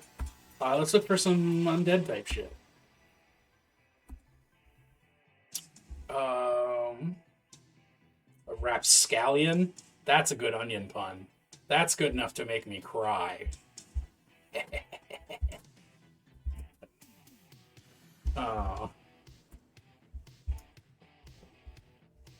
Alpine Creeper. Not quite what I'm looking for. Woad Warrior, Amphibolt. Angels, not exactly what I'm thinking. Wild Ass, Dragon Angel. Animated Instruments? I don't think so. Ooh, now we're talking animated awful. Ooh, CR9, that's pretty high above what these players are ready for at level 3.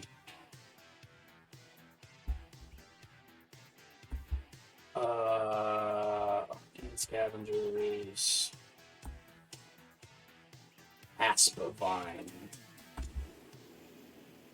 Astral Supial? Is that a marsupial from the astral plane? This unique marsupial collects odds and ends in an extra-dimensional pouch on its body and defends itself by throwing these objects at attackers. This is what I mean when I say that Kobold Press makes some fucking cool monsters.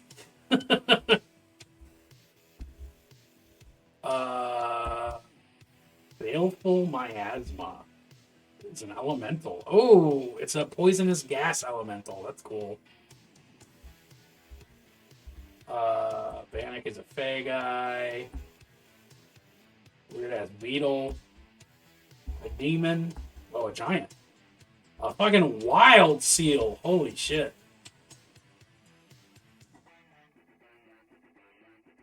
Named after Jorlin Bergman, the famous explorer who first encountered the strange aberrations and subsequently was eaten by them.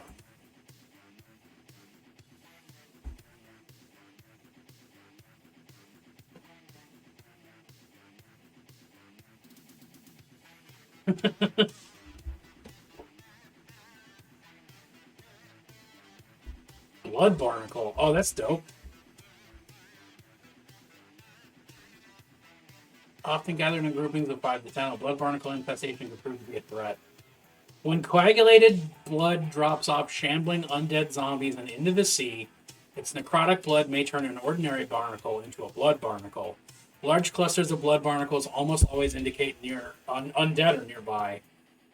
Though slightly deeper red than most red barnacles. I didn't know there were red barnacles. The blood barnacle can often remain undetected among more benign barnacles. It can lie in wait for weeks or months until the perfect injured or heavily bleeding creature before latching onto its prey. Remains of blood barnacles spawn more of their kind if not disposed of properly. Blood Barnacle is your pirate metal band? Fuck yeah. Okay. So, blood barnacles can make you sick with barnacle shivers, which I'm pretty sure is a thing from SpongeBob.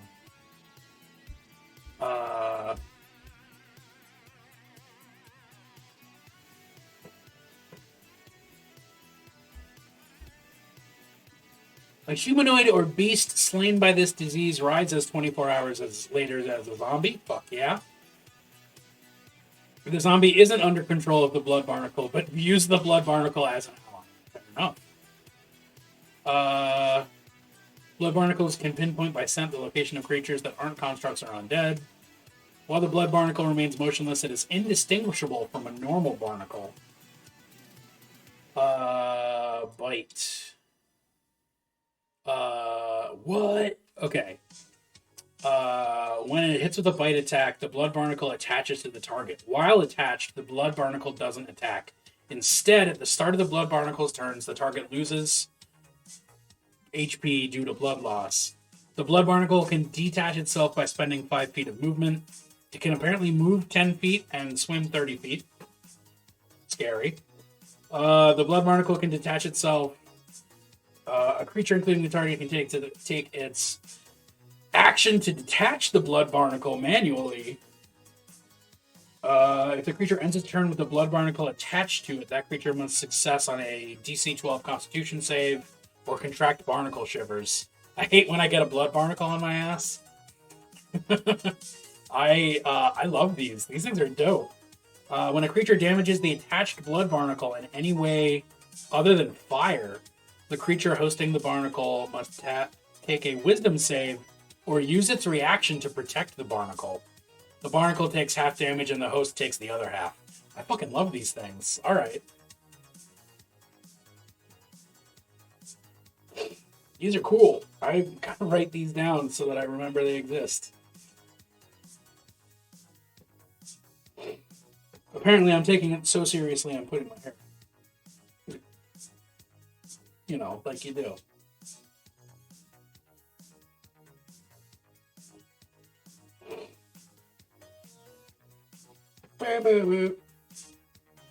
All right. This is Tome of Beasts 3, page 62.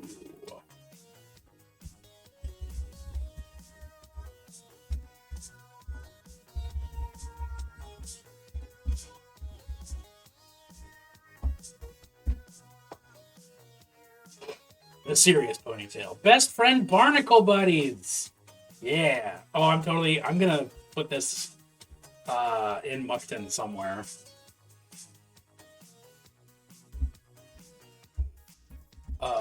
Zombie bar. Oh, I should just make notes of what they are. Zombie barnacles / zombarnacles in Muckton and Lake Sokol / Kestrel. Which means let's go ADD and look up the necrotic tick from the creature codex. I'm pretty sure it's just a big tick that is necrotic. But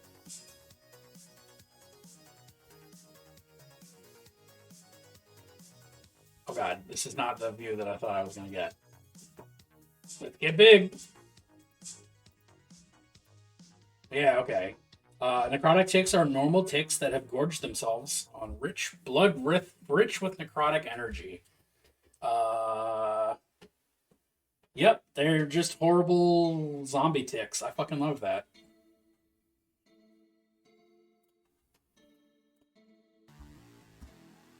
I've had a tick on me more than once. They're gross. They're bad. They're awful.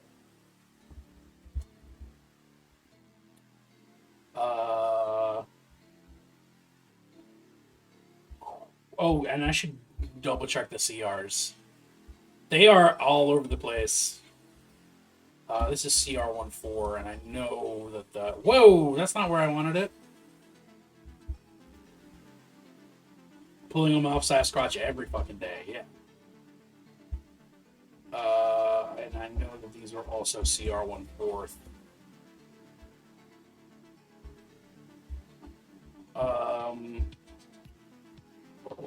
Beasts 2. That's why I hate the outdoors. I mean, that's a solid reason. That's Stone Beasts 3 or Stone Beasts 2. There it is.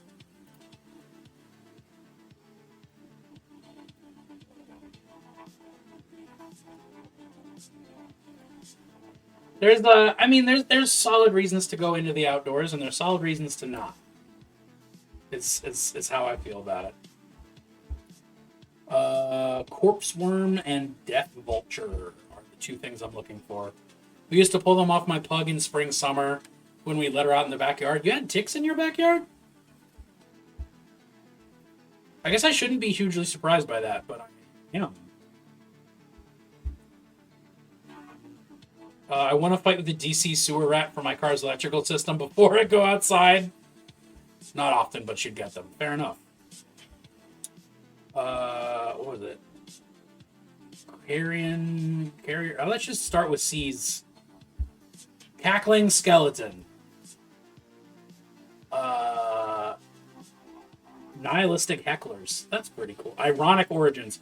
When a creature who utterly fears death perishes in an area filled with necrotic energy, it arises as a cackling skeleton. The creature's dead bones reanimate to mock the futility of their once cherished desire of life. Chickens and opossums are good for ticks. I didn't know that chickens ate ticks, but that makes sense. Oh, this is not where I thought I was going to be in this book.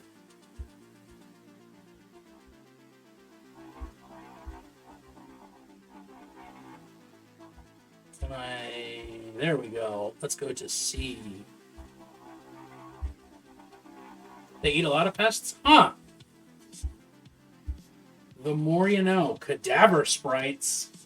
Oh, they're undead fairies. That makes sense. Oh, okay. I'm going to write that down. That's cool as fuck. Actually, that's great for that one part.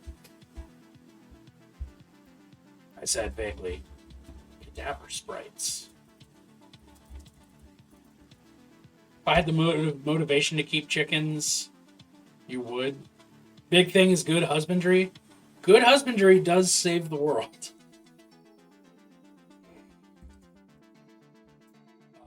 Stone Beast 2, page 55. Zombie pixies. CR1 half. Nope. And then this. All right. Carnivorous ship, carnivorous sod, cat scratch, chamrosh, chatterloam, chillhaunt, chimeric phantom. I'm looking for conjoined queen. Not that. The corpse worm. Oh, that thing's gross looking.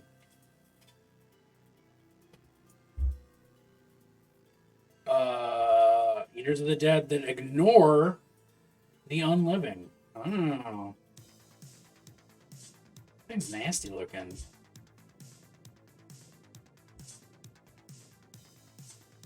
Very large maggot. Big maggot. Too many people abandon roosters in animal shelters because they only want girls or get too many boys. I mean, I understand wanting eggs, but like... And roosters are more aggressive, generally speaking, but like... I don't know. They should hang out more. Death Vulture. Look at that big hunkin' chunker. That's a big creature. The vulture that's gorged on undead flesh. Love it. Big! Zombie vulture. CR4. Alright.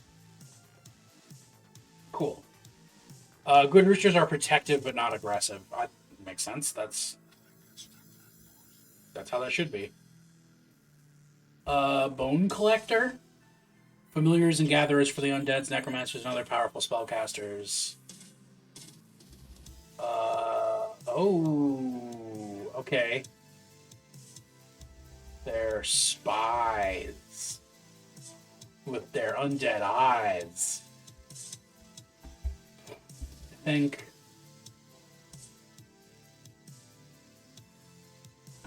think I want the undead to be more vague than that.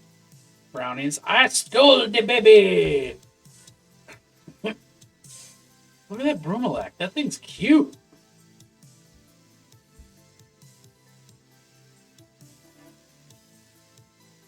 It's ramming skull and ear-splitting howl. Well, fuck.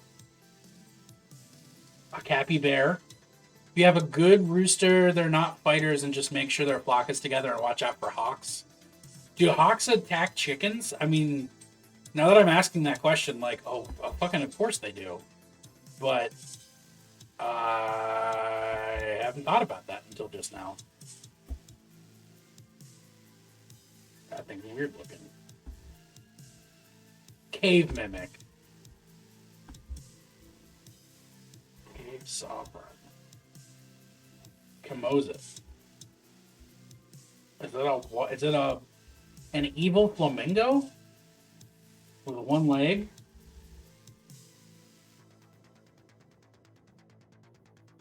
Yeah, it's a one leg. More like a spoonbill or something, but yeah. Vines, clockwork stuff that I'm not worried about right now. Conniption bug.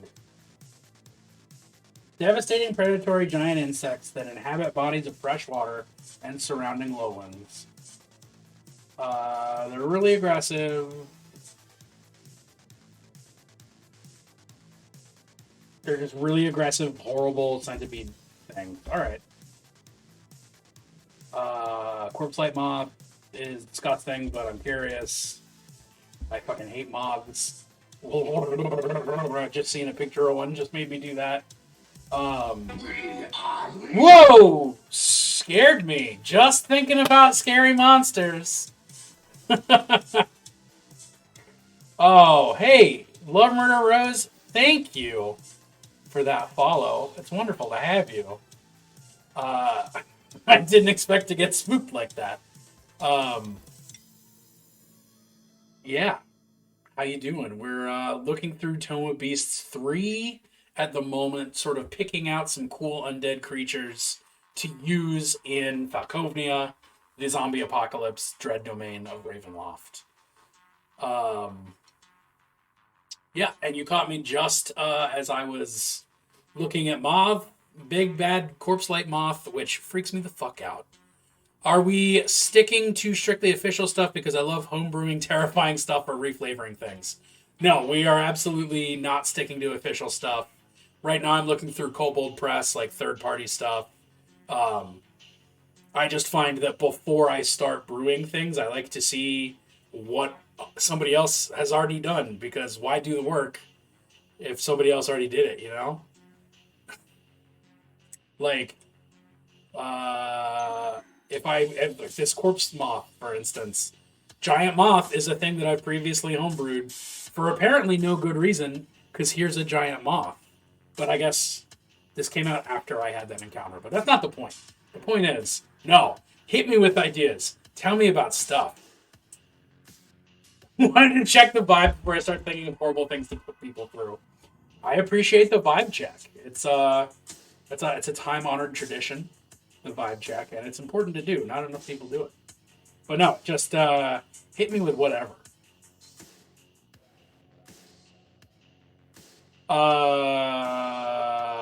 How are you doing today?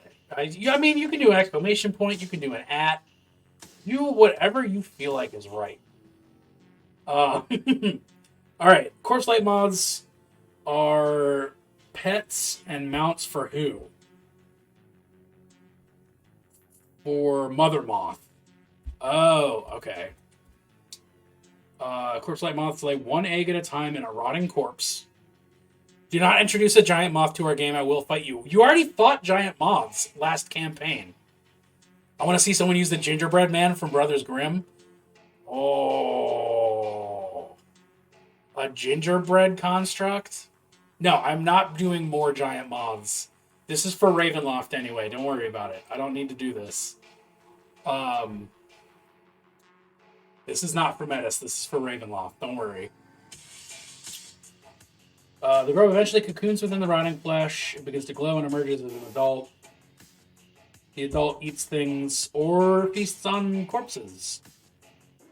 Okay, so it's like an anti-bad. It's an anti-bad moth. I said very intellectually. What is fucking samurai crab?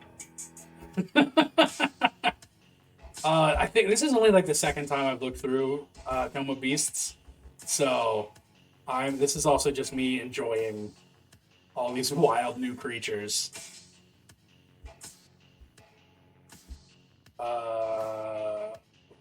That is an ugly little guy. Dawnfly. Oh, it's a really big mayfly. Okay. Deathworm. The gingerbread person stole a girl's face, making her have no face. In the story? I don't remember that. Then it ate the rest of her and ran off. Is that a thing? Is that from the original dude? The original dude, I said helpfully. I'm real sick, but mentally doing well.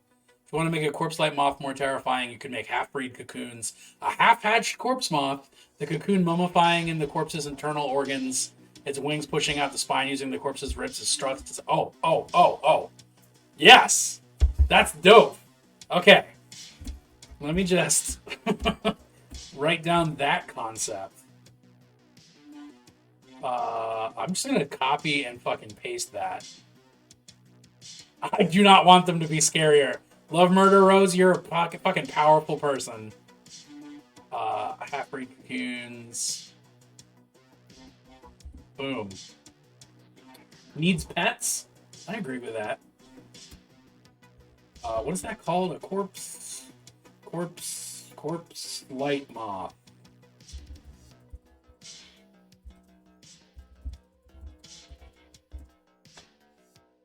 Tome of Beasts 3. Wow, I'm just doing all the typos and I don't really care.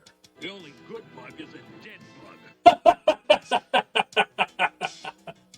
It's true. They are CR5 and they're on page 95.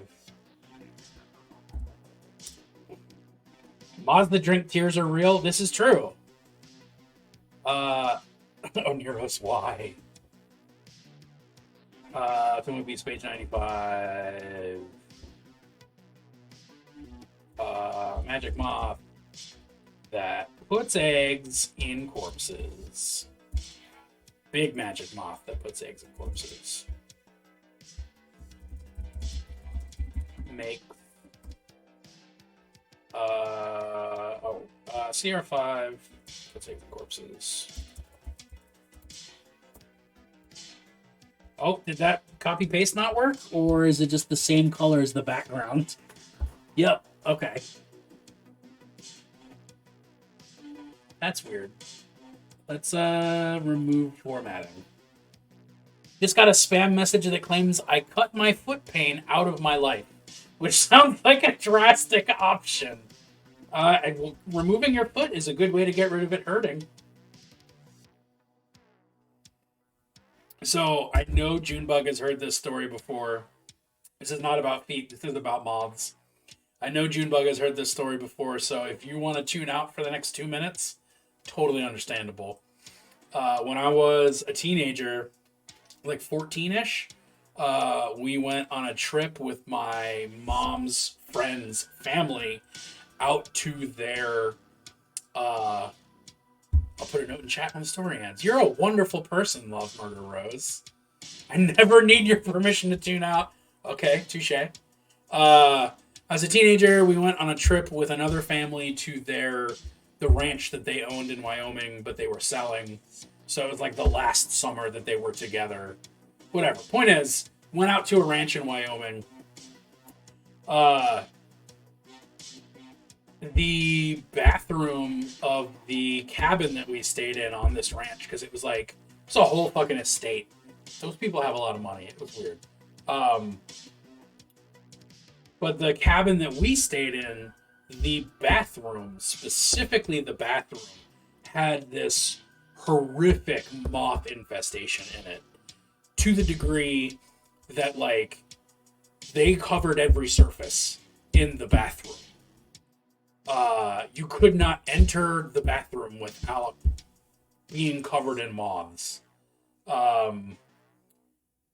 The family friends that we went with were like, "Oh, it's usually pretty bad, but don't worry, we've like put out poison for them. They'll die off. It'll get better. Just give it a day or two." It fucking never got better, and our parents, who were not fucking stressed out by the 600,000 moths in this bathroom, were like, "No, you can still use the bathroom normally. Just go use the bathroom. Brush your teeth, take a shower, pee, whatever."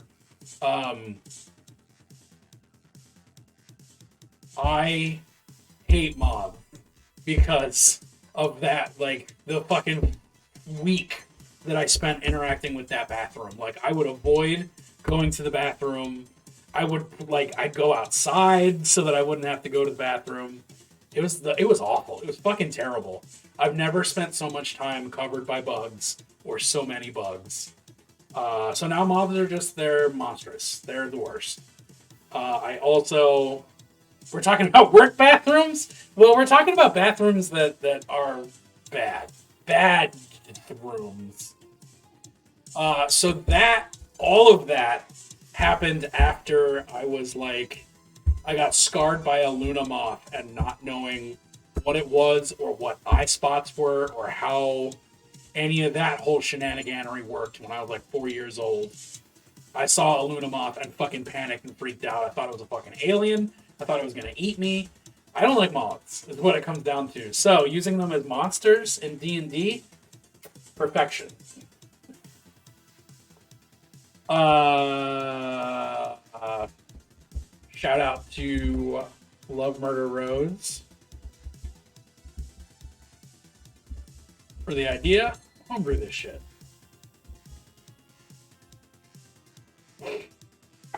Yeah, so there you go. That's I know, and like rationally I understand that like I should find them pretty because they're cool looking. Like they're really interesting creatures.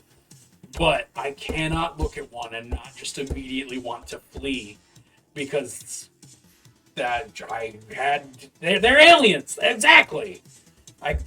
Mobs are fucking scary, and this is one of my most irrational brain things. It's just being fucking freaked out by mob.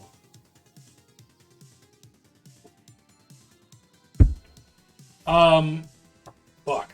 So yeah, half-breed cocoons are dope. Thank you for that idea. They're in it now. Also, like, Lovecraftian monsters, so Alien good? Yeah. Alien is good, but Alien's scary. Let's keep going. Let's get away from the mods real quick so that I can put anything else into my brain. Like this weird worm. I'm not worried about demons right now. Only the Thing scared you? I've been scared by many things in my life, movies and otherwise. But The Thing is one of the finest horror films ever. We got to talk about so many movies I like. 28 Days Later, The Thing, Incantation. Fucking 3 great movies. I'm just excited about horror movies. Devouring Angel. What kind of weird aberration? Not an undead-related object. Look at this goofy-ass creature. This is a real dinosaur. Or dinosaur-related thing. You just watched an in-depth video explaining the demon... I can never fucking say that word. The Demon Kulaba from Warhammer 40k, and ooh boy. Yeah, the Demonculaba is a low point of lore writing for 40k in my mind. Because forced birth is like a weird concept to begin with. Uh, but the I feel like it's one of those things that you could throw out to 40k fans and weed out whether they're cool or not by mentioning, oh yeah, the Demonculaba. What are your thoughts on that? Oh, Taily Poe! Fucking love Taily Poe. That scared me. My dad used to tell me that story. It crossed the line in a bad way, not in a scary way. Yeah, exactly. They're not they're horrific, but not in oh, I'm having so much fun. This is cool horror. They're just horrific in oh, this is fucked. Yeah. I don't fuck with that. That's not my jam. Not my demon. There's definitely other things that are better in 40k. That's not on there. Taylor Poe still bothers me. I'll be real. Scary in a you need to talk to someone because this existed in your mind kind of way. I mean, I agree with that wholly, but also I do think that you can have some fucking hella twisted thoughts and still be a perfectly normal, be a perfectly functional and nice person. Because sometimes your brain just does some shit, you know. But yes, like Junji Ito. There's that meme that goes around that Hayao Miyazaki of Studio Ghibli is super depressed and really grim and always upset, but his art is really happy and pretty and cutesy. Versus Junji Ito, his art is super fucked up and grim and horrific, but he's such a happy, chill boy. I think there's something to be said about getting it out of you. Those feral thoughts make you normal. There you go. Oh, normal makes Namra Nor pop up. That's nice.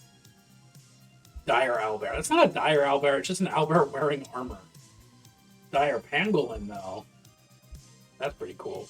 You see the video where they took Ito to a famous haunted mansion in America, and he got scared and apologized to the ghosts? No, but that sounds delightful. Oh, I love that.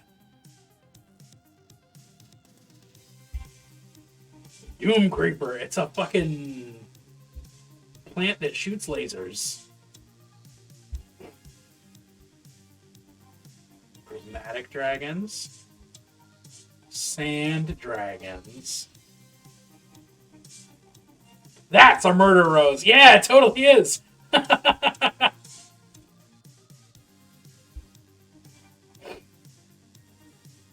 God of Death gave the world of mortals a single black rose, whose petals would help maintain the balance between the scales of life and death. Whenever mortals found one in forests or jungles, terror would fill them as they knew death was near. Giving rise to the rose's more commonly recognized name, the Rose of Death. That's what a girl wants for V-Day.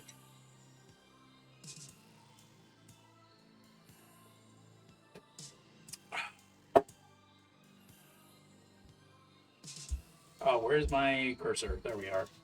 That's pretty fucking dope. Oh, and it's got different petals, beholders have different eye rays. That's really cute. You could reflavor that as an Alron or a rose that grows under gallows for Ravenloft. I could. The CR is a little high. My party's only level 3 right now, but I'm writing that shit down. Doom Creeper.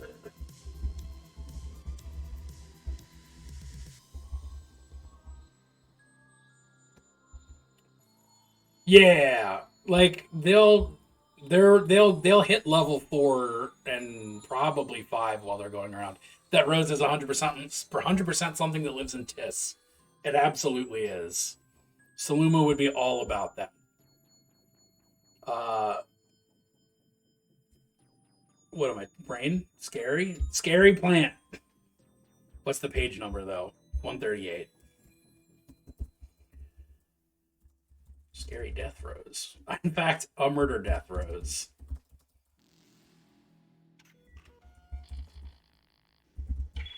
Okay. CR6. Dagrons, which I will be skipping. Although this Dragonette is fucking adorable. A Bakery Drake.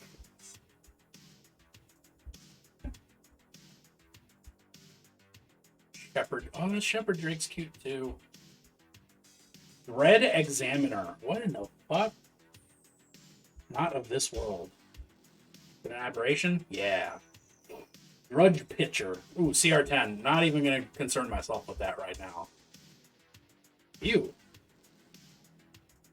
Abomination spawned in the blasted wasteland created by magical fallout. Yeah, I would say that seems accurate. Dubious. Oh, no, Dubious. Dubious is still a name. Dwarves. Oh, she looks so happy to be doing her job. That grim. Ew, what's that? It's a fiend. Fucking CR13. Let's pass on that. The pitcher wants to meet new friends. I know. I just gotta accommodate for low levels. Yeah. Kobold is cool. It's like a Swobold with two heads. Bogaroo. The construct. A counterfeit lycanthrope.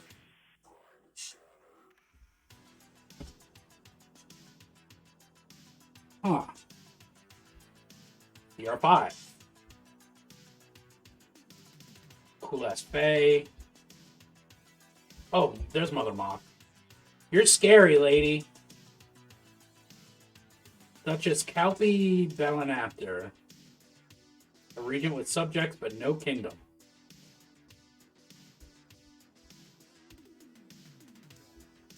He's hot. Abadanila? Just so it's picture gut with zombies inside. Oh. That's awful. That's bad.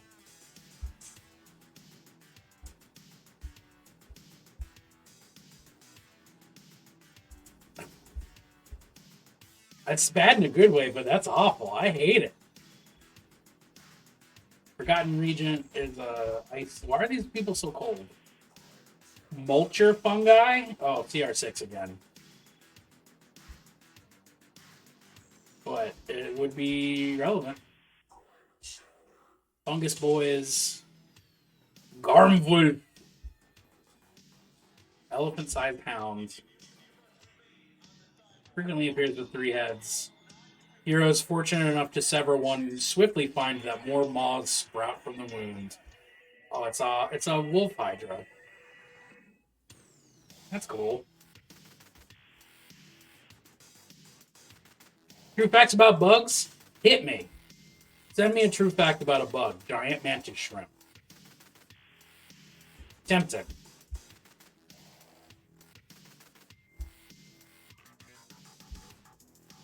Hellfire. Oh, yo, I fuck with this thing. This thing's cool as shit.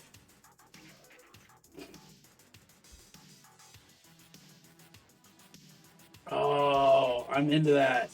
I don't have a reason to use it right now, but that's cool as fuck.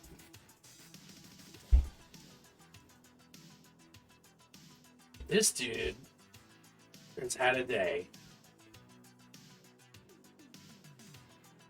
Is that walrus fucking up that glacial crawler?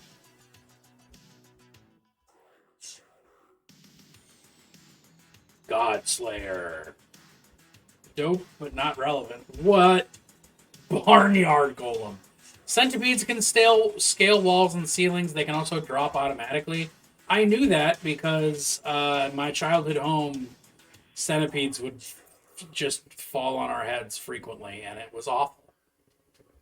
I have a lot of really bad bug-related stories now that I'm thinking about my life. Bugs have been a constant factor of just terror and mischief. Bilge Gremlin. This is the worst stream ever. Bed bugs. That's stuttering, folks. Bed bugs can too. I didn't know that. Honestly, my awareness of bed bugs is like pretty minimal. Aside from looking up how they spread once in college, because like my friend got bed bugs, but like that's I have not put brain into bed bug before. In Shinto, centipedes are seen as signs of corruption, death, and loss of morality. That's why a lot of anime villains use centipede-shaped pauldrons, armor, etc. Yeah, I knew that actually because that gets brought up by fucking what's his name? Vati Vidya, uh, who did a lot of like Dark Souls and Bloodborne. Does I guess a lot of Dark Souls and Bloodborne lore videos. He talks about that concept as it relates to Bloodborne. In Sekiro, it's a major component. That would make a lot of sense that it would be there in Sekiro. I haven't played Sekiro because I heard it was harder than any other FromSoft game, and I immediately went, nope. Praying mantises can catch hummingbirds? I knew that. Still scary. But praying mantis is cool as fuck. So, plague harpy. That's a chicken. What? Did my mouse just stop? Is my computer crashing? What's happening? Okay, there we go. Harvest horse.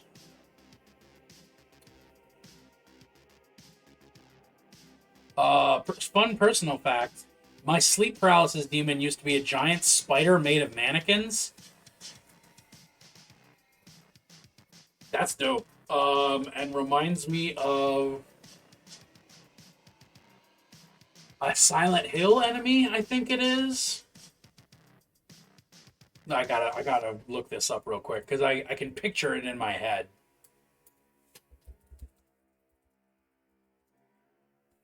Silent Hill spider mannequin. I'm not the first person to Google this. Yeah, okay. It was in the movie. I don't know if it was in a game, apparently. Or it was in the sequel movie, which was fucking awful. But, can I get a... Yeah, here we go. Let's... No, let's show me the image. Just the image. Don't take me to Pinterest. This thing. This awful dude. That did not... There you go. Asphyxia? Oh, that out-of-place Silent Hill movie monster? There you go. Yeah, this thing. That, but like 4 times as large? Fuck off. I'm out of here. I'll stop playing that GIF now. That movie was terrible. And Homecoming was bad enough that I played it, and I don't remember it. So that's cool.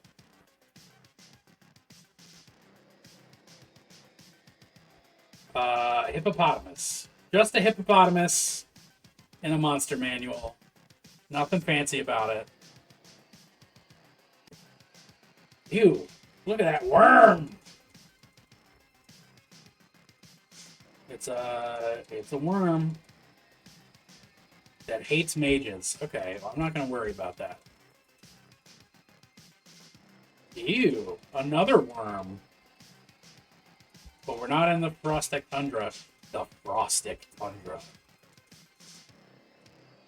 Imperator Penguin is huge. That's cute. I like that. Wormpotamus? Ooh. A hippopotamus just full of worms, right? This is definitely the grossest stream I've ever had. Just so much talking about bugs and badness. Juniper Sheriff. Is that a person? Oh, it's a fairy type deal. Okay. Imagine a hippo, but it's parasitized, and you only notice when its teeth begin to wiggle.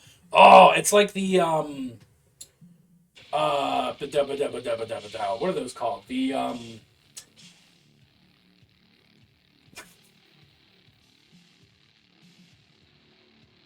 you know, the things, the the parasites that replace fish tongues, the arthropods that replace fish tongues, the hand puppets. Yeah, just another jiggly buddy. All buddies are jiggly buddies, or all jiggly things are buddies. A jab. um, what is it? It's things that replace fish tongues. I can't think of the name. It's an art. It's a roly poly arthropod that replaces fish tongue. Cymothea exigua. The tongue-eating louse is a parasitic isopod. There you go. That's what I was looking for. Isopod, not arthropod. Isopod.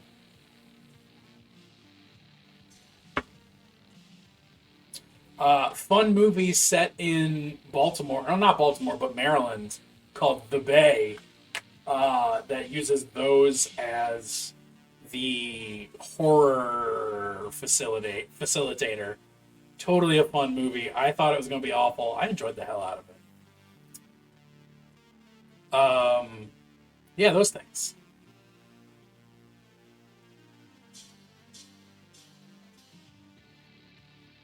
Fucking God Kobold.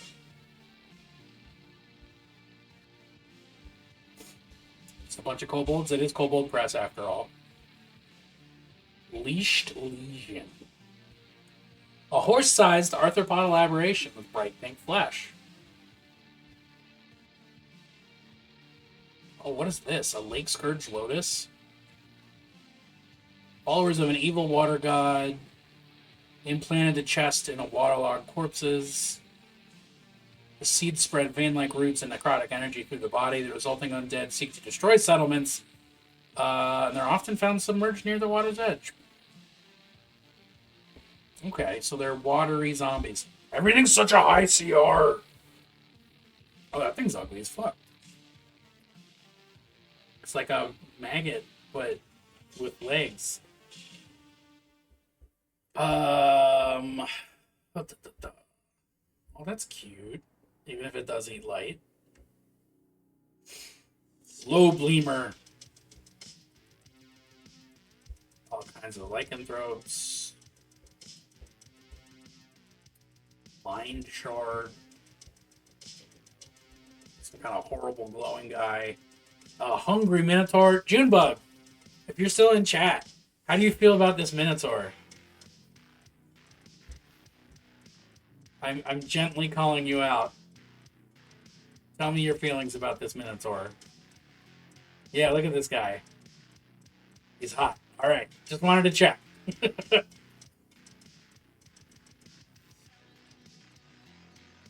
Apparently, he's like a ghoul Minotaur, more or less. A little messy, but it doesn't seem like he'd be bothered by period sex. I mean, he's got his red wings already, that's fucking sure.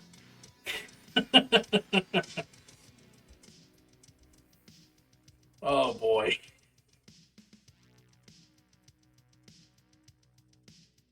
Oh, that thing's cool. What the fuck? It's a fae? Alright. A Muppet. Oh, sorry, a Moppet. My bad.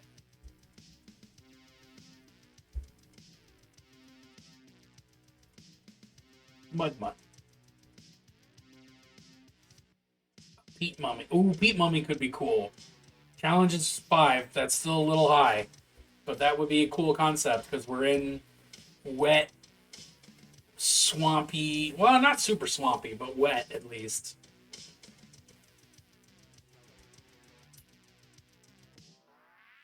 Noxious slurry. Ew. Maybe. I'll have to think about that.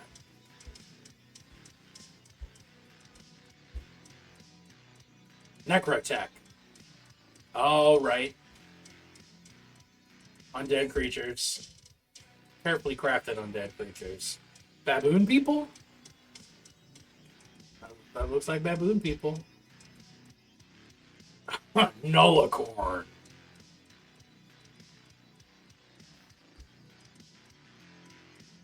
Awful Walker.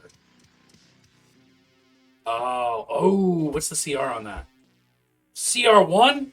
Perfect. Dysentery? Just straight up dysentery? Yeah, sometimes you just have dysentery, you know?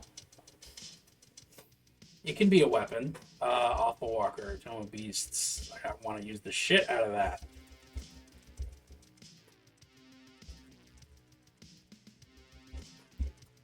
Page 296. How am I describing this?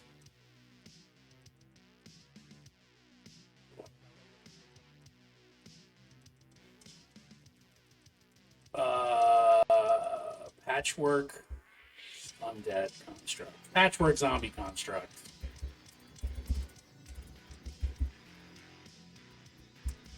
CR1, baby. We love that. Black Sun Ogre. Hunting Artisan Ogre. So many kinds of ogres.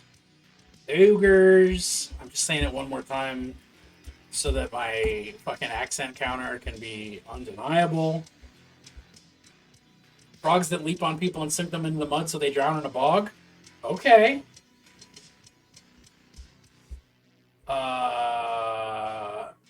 Bog frog. Can we stop for a Wendigo? We have Wendigos at home. The Wendigos at home. Awful Walker. This is my obligatory hot take that I can't stand that pop culture has taken the Wendigo from what it originally was and turned it into what it is now. Because as much as I thought Antlers was a really cool movie, they have nothing to do with fucking deer antlers. That's not a part of the actual fucking Wendigo design. It never has been. It shouldn't be. It's fucking disrespectful and culturally appropriative, in my opinion, to do that. Especially when the original description of them is so much cooler than funny thing with deer skull. Anyway, moving on. That's my pet peeve. Well, one of my pet peeves. I have a lot of them. I love to complain and provide opinions. And sometimes I do both at the same time. Is that a poop? Yep, it's poop. Well, that's a big pile of shit. The one horror movie that had bad guys that looked like OG Wendigos, Dead Space 3 has enemies that are like that. Dead Space 3 has them. And Until Dawn has them. The original description. So the original description of a Wendigo is like when you get possessed by Wendigo spirit, you just get taller and taller and thinner, and like you stretch out and you get really, really gaunt, and no matter how, like, obviously no matter how much you eat, you just stay hungry. But like you just like there is no upper size limit. Wendigos are like lobsters. If you don't kill one somehow, it just keeps growing forever. So there was like stories of ones that were like so huge, like they reached up into the sky, that like blizzards come with. Like really bad blizzards are just a Wendigo coming to town. Like that's the more original. Like Daryl from Hellboy from BPRD is like an OG, like is the best representation of a Wendigo in my mind. And I'm gonna just fucking pull up Daryl because he's the best boy. Um, he's the best boy. Where is it? Come here, Daryl. That is what that is what we should have them look like. Not like just come up with a new monster. There are many culturables. Oh wait, shit. No, I need to scroll back up because I missed that. I actually wrote a short story about a Wendigo, but didn't use the term at all and kept the whole isolation, starvation, and madness as a core concept. Fuck yes. Fuck yes. Fuck yes. If you can share that story, I would fucking love that because that sounds dope. Many cultures have ideas that cannibal spirits like Wendigo. Real disease called Kuru, which is the human equivalent of mad cow disease. Tunneling prion disease caused by consuming proteins too similar to the body, so the body begins breaking down itself, thinking it's food. There's also a psychological disorder called Wendigo syndrome that just consists of a compulsion to eat still living human flesh. The most recent example, I think, was a fella in Canada who just like ate the ear / face of a dude on the bus. Yeah, there you go. Yeah, these streams they're good. They're great for sharing information. And Kuru Kuru is mostly seen in like the few human cultures that like actively participate in ritualistic cannibalism, right? Like it's like I don't want to say New Guinea, but like Kuru is like super rare because we never fucking do it. Anyway, we started talking about cannibalism. Special interest activated. Anyway, poop ooze. No, I just want to keep going and see if there's anything else in here. Painting ooze. Oh, there is a cannibal counter. I forgot that we're not, even though we're not in the, yeah, okay. Cannibalism is an almost universally taboo. Yeah, more. Well, more pronounced like it's Latin. This is your second cannibalism discussion this week. This is surprisingly only my first. You will find it's not taboo in this group. I mean, it's maybe jokingly not a taboo. No, maybe it's just actually not a taboo. Oh, that's fucking dope. That looks like something from Layers of Fear, which I will be playing on stream tomorrow night. And that just looks awful. It's the only vegan meat. Yeah, 100% agree with that. Scavitus. The other white meat. It's long pig. I say timed just as these delightfully adorable, horrible, piggy little creatures appear. Glad I deleted my teeth. Don't want people getting hungry for bone soup. Bone broth. It's great. It does the work. When you swim in the sea and an eel bites your knee, that's amore. These piggies are adorable. What are these things? An adorable, deceptively adorable creature until it opens its mouth and screams a blood-chilling hunting cry. Also known as ankle biters, porcelinas hunt in packs and focus on crippling their prey to bring down much larger creatures for the kill. They're pack animals and they're opportunistic omnivores. That's fucking great. I love these things. These are cute as fuck. I want one as a pet. You gotta say their name with an Italian accent. Does this book know how eels breed? You mean the, where was it? This thing? The pelagic blushworm? Maybe. Porcellina. Primordial matriarch. That's a volcano. The Volcanossi, if you will.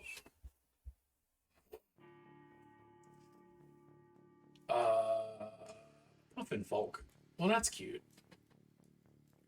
Lava mommy. No! Sorry. That's just the Titans from Hercules. I mean, it literally is. It's got the little Iceman and the Fire Dude and the Wind Boy and then the Rock Doctor. The Rockter.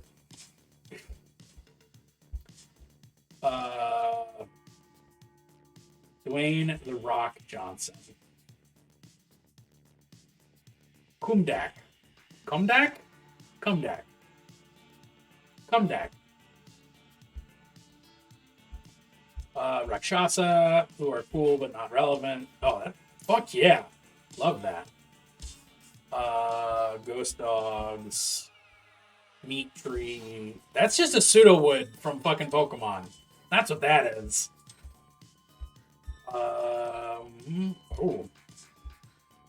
Ruin Scavior. Scarab. Challenge 6. Alright, we'll move on then, I guess. Sewer weird. Yeah, they are.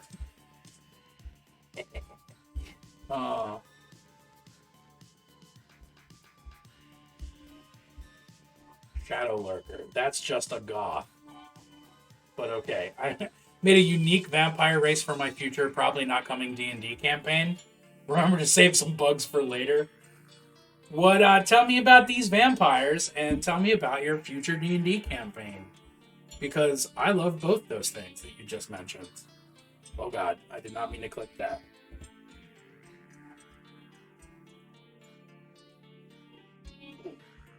Star Thrall. It's a cacti. Snatchbat. That sounds like a mean thing to call a person. They're bats with arms for heads! Fuck yeah! That's so great!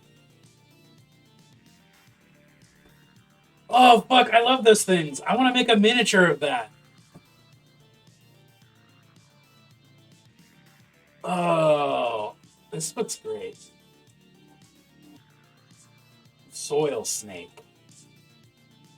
Oh, another moth. Okay, what is... I don't know. We're just gonna live with it.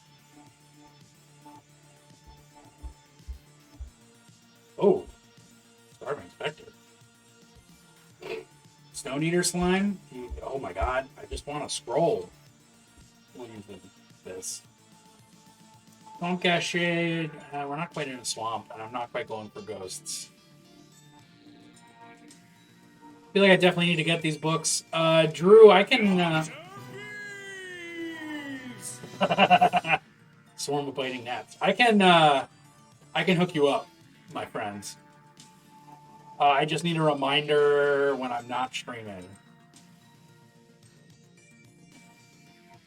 Swarm of Vampire Blossoms.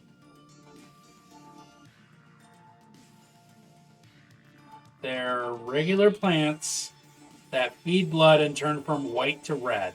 That's cruel. Well, I meant to say cool, but it's also cruel.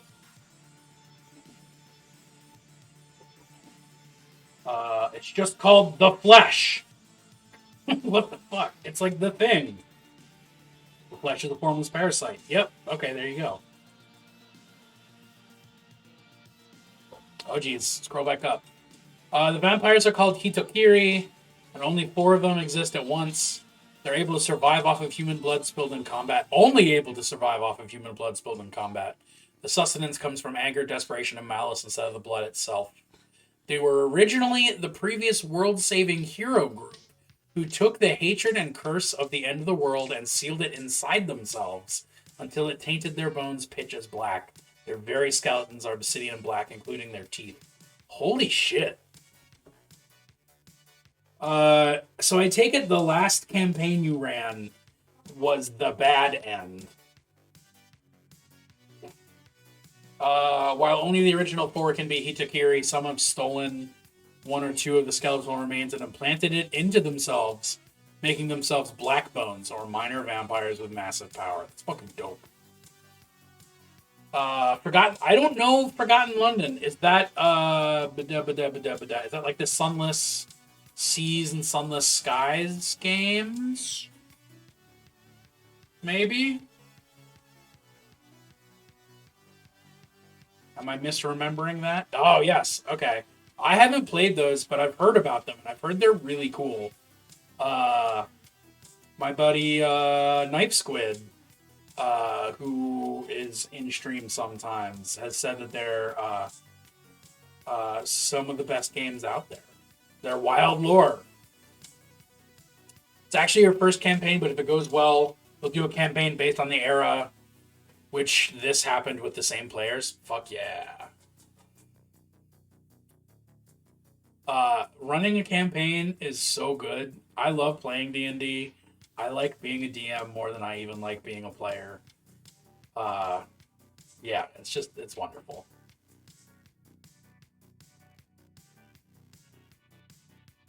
Tuber Kit, in case you want to be a potato person. Actually, I fuck with that. That's great.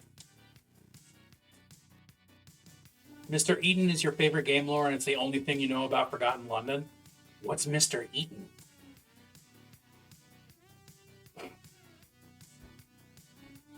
A snack. Yeah, Imperial Vanguard. It's just a undead guy. Mr. Eaton does not exist. Do not pursue Mr. Eaton. Okay. I mean, with a statement like that, I know what to do. I leave it the fuck alone. Because I'm not one of the people who's gonna fucking read the Latin out loud in a horror movie. Don't worry about it. I go, okay, I'm not gonna worry about it. That's cool as fuck. Wait, is that a fire lobster? Yeah, it totally is. Love it. Nice. Quack, quack.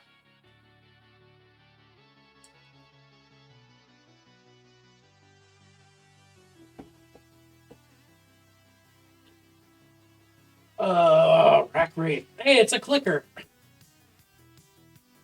Oh, except it's a coral clicker. That's cool as fuck.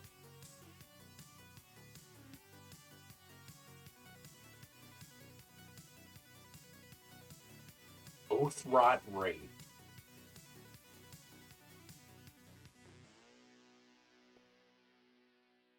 Void Claw zombie, Smoke Plume zombie. Oh, those are very high challenge ratings. What's a Smoke Plume zombie? Magically fiery zombie. Yo, what up, Latsky? You're Latsky when you're doing shoulder workouts, but you're Ratsky most of the time. Oh, geez. Basically, a god that was consumed, name and all, and is now an eldritch wound on reality, a hole in the shape of a hole in the shape of a man. This questline ruins your character, takes years of investment, and is likely to fail. There's no good ending. You despair, struggle, and burn your life away, and get nothing in return. Mr. Eden is a path of pain. That's dope as fuck. Oh, you were playing some Dead Island. Fuck yeah. Well, we looked through Tome of Beasts 3. Ratsky's timing is bad because it's about the time when I wrap up typically. We made some good progress. I finished this city. I looked up a bunch of good zombies. A first playthrough or Riptide? A first playthrough of Riptide. I think I played the first 2 hours of Dead Island and really enjoyed it and then never touched it again. So, tight. Riptide is DLC or sequel. Be back on the making and crafting tomorrow night. Well, if you go later than I do, but you played the entire first one, it's a sequel. Got it. Well, if you go later than I do tomorrow, you can expect a raid. That's a threat. It's a promise. Oh, it takes place literally right after. Yeah, hop in that Discord. If you're not already in that Discord, we would love to have you. We're a zany bunch of goofballs who just talk about nerdy shit all the time. And, there you go. The Discord is also, well, all of my socials are where I post my schedule and what I'm doing and when and all that shit. If you need more of me, if you want more of me, talking nerdy shit and trying to swear oaths. We haven't had a successful oath in a while. I think we might need to change the oath rules, but I haven't quite figured out. I haven't worked out the how I want to change those yet, just to make them a little bit more achievable.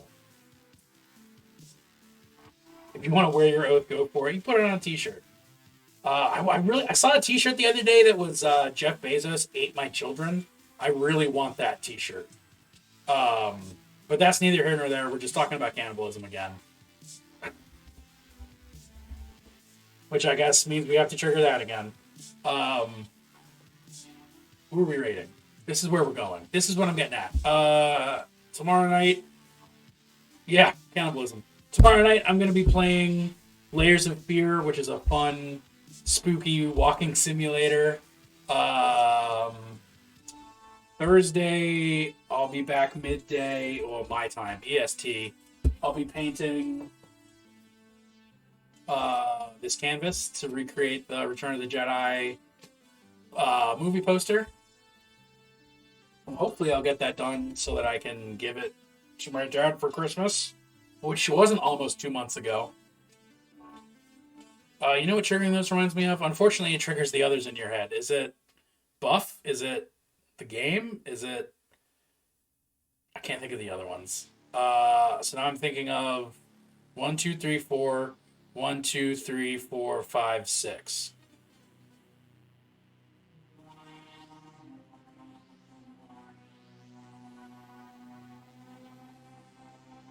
Nope, my brain just shut off. I have no idea what you're talking about.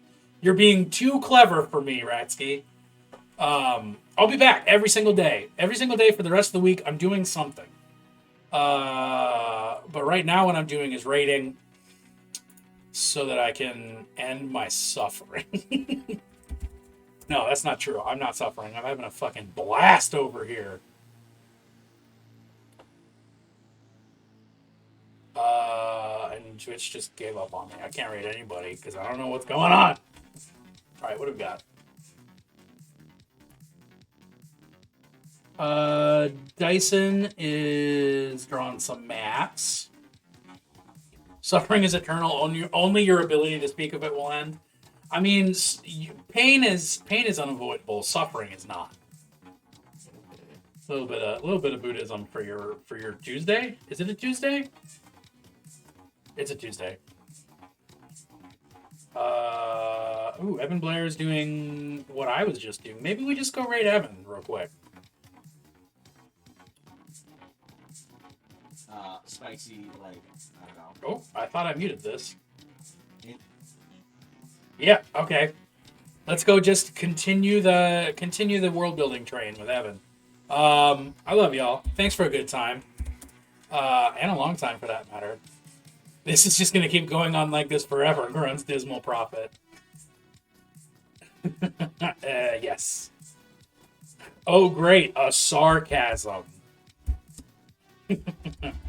Alright, more news at 7. Yes. Is that the King in Yellow sigil? You mean down here? On my neck?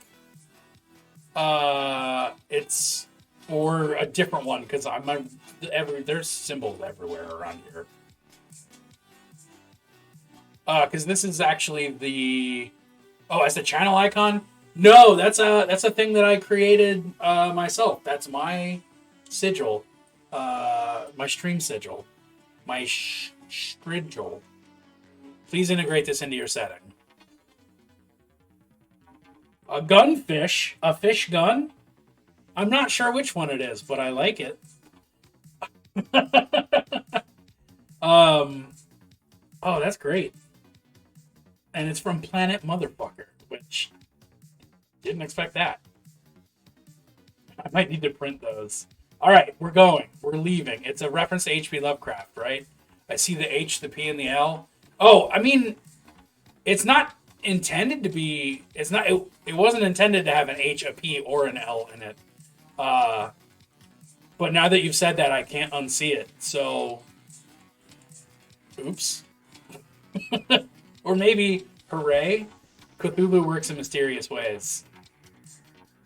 I mean, no, you're. It's chaos magic. If you see what you're supposed to see, and I see uh, that I need to take my dog for a walk. So, y'all are the best. Thanks for hanging out. I'll see you tomorrow.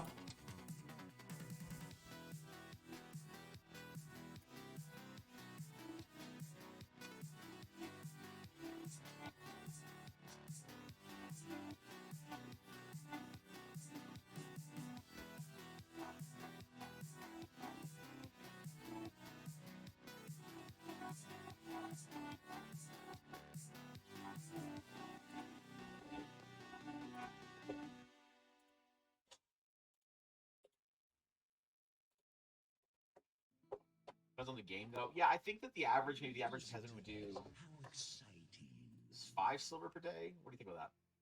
Yo, holy fireman, what's going on, dude? Thank you for the raid. Welcome in, guys. How was stream? My friend? What fires do we put out? What things do we do? Tell me your tales, guys. If you want an actual guru, you can go follow Holy Fireman because God knows my nonsense over here is not actual D&D. Let's face it. So. I'm doing good. We're chilling. We're making a food buff system for my current campaign. So currently we have a spicy skyfish gumbo, but that's about it for our unique meals. So thank you, Sting Junebug, for the follow. I appreciate it. Thank you. And yeah, guys, go over and drop a follow and show some love. We do love food. Yeah, listen. Part of this system is just so I can sit here and name food on stream. So being 5 to 7 silver per day. Okay, so the average peasant, your average not a peasant living in awful conditions, but a peasant that gets by would be able to support a family modestly or in a poor state for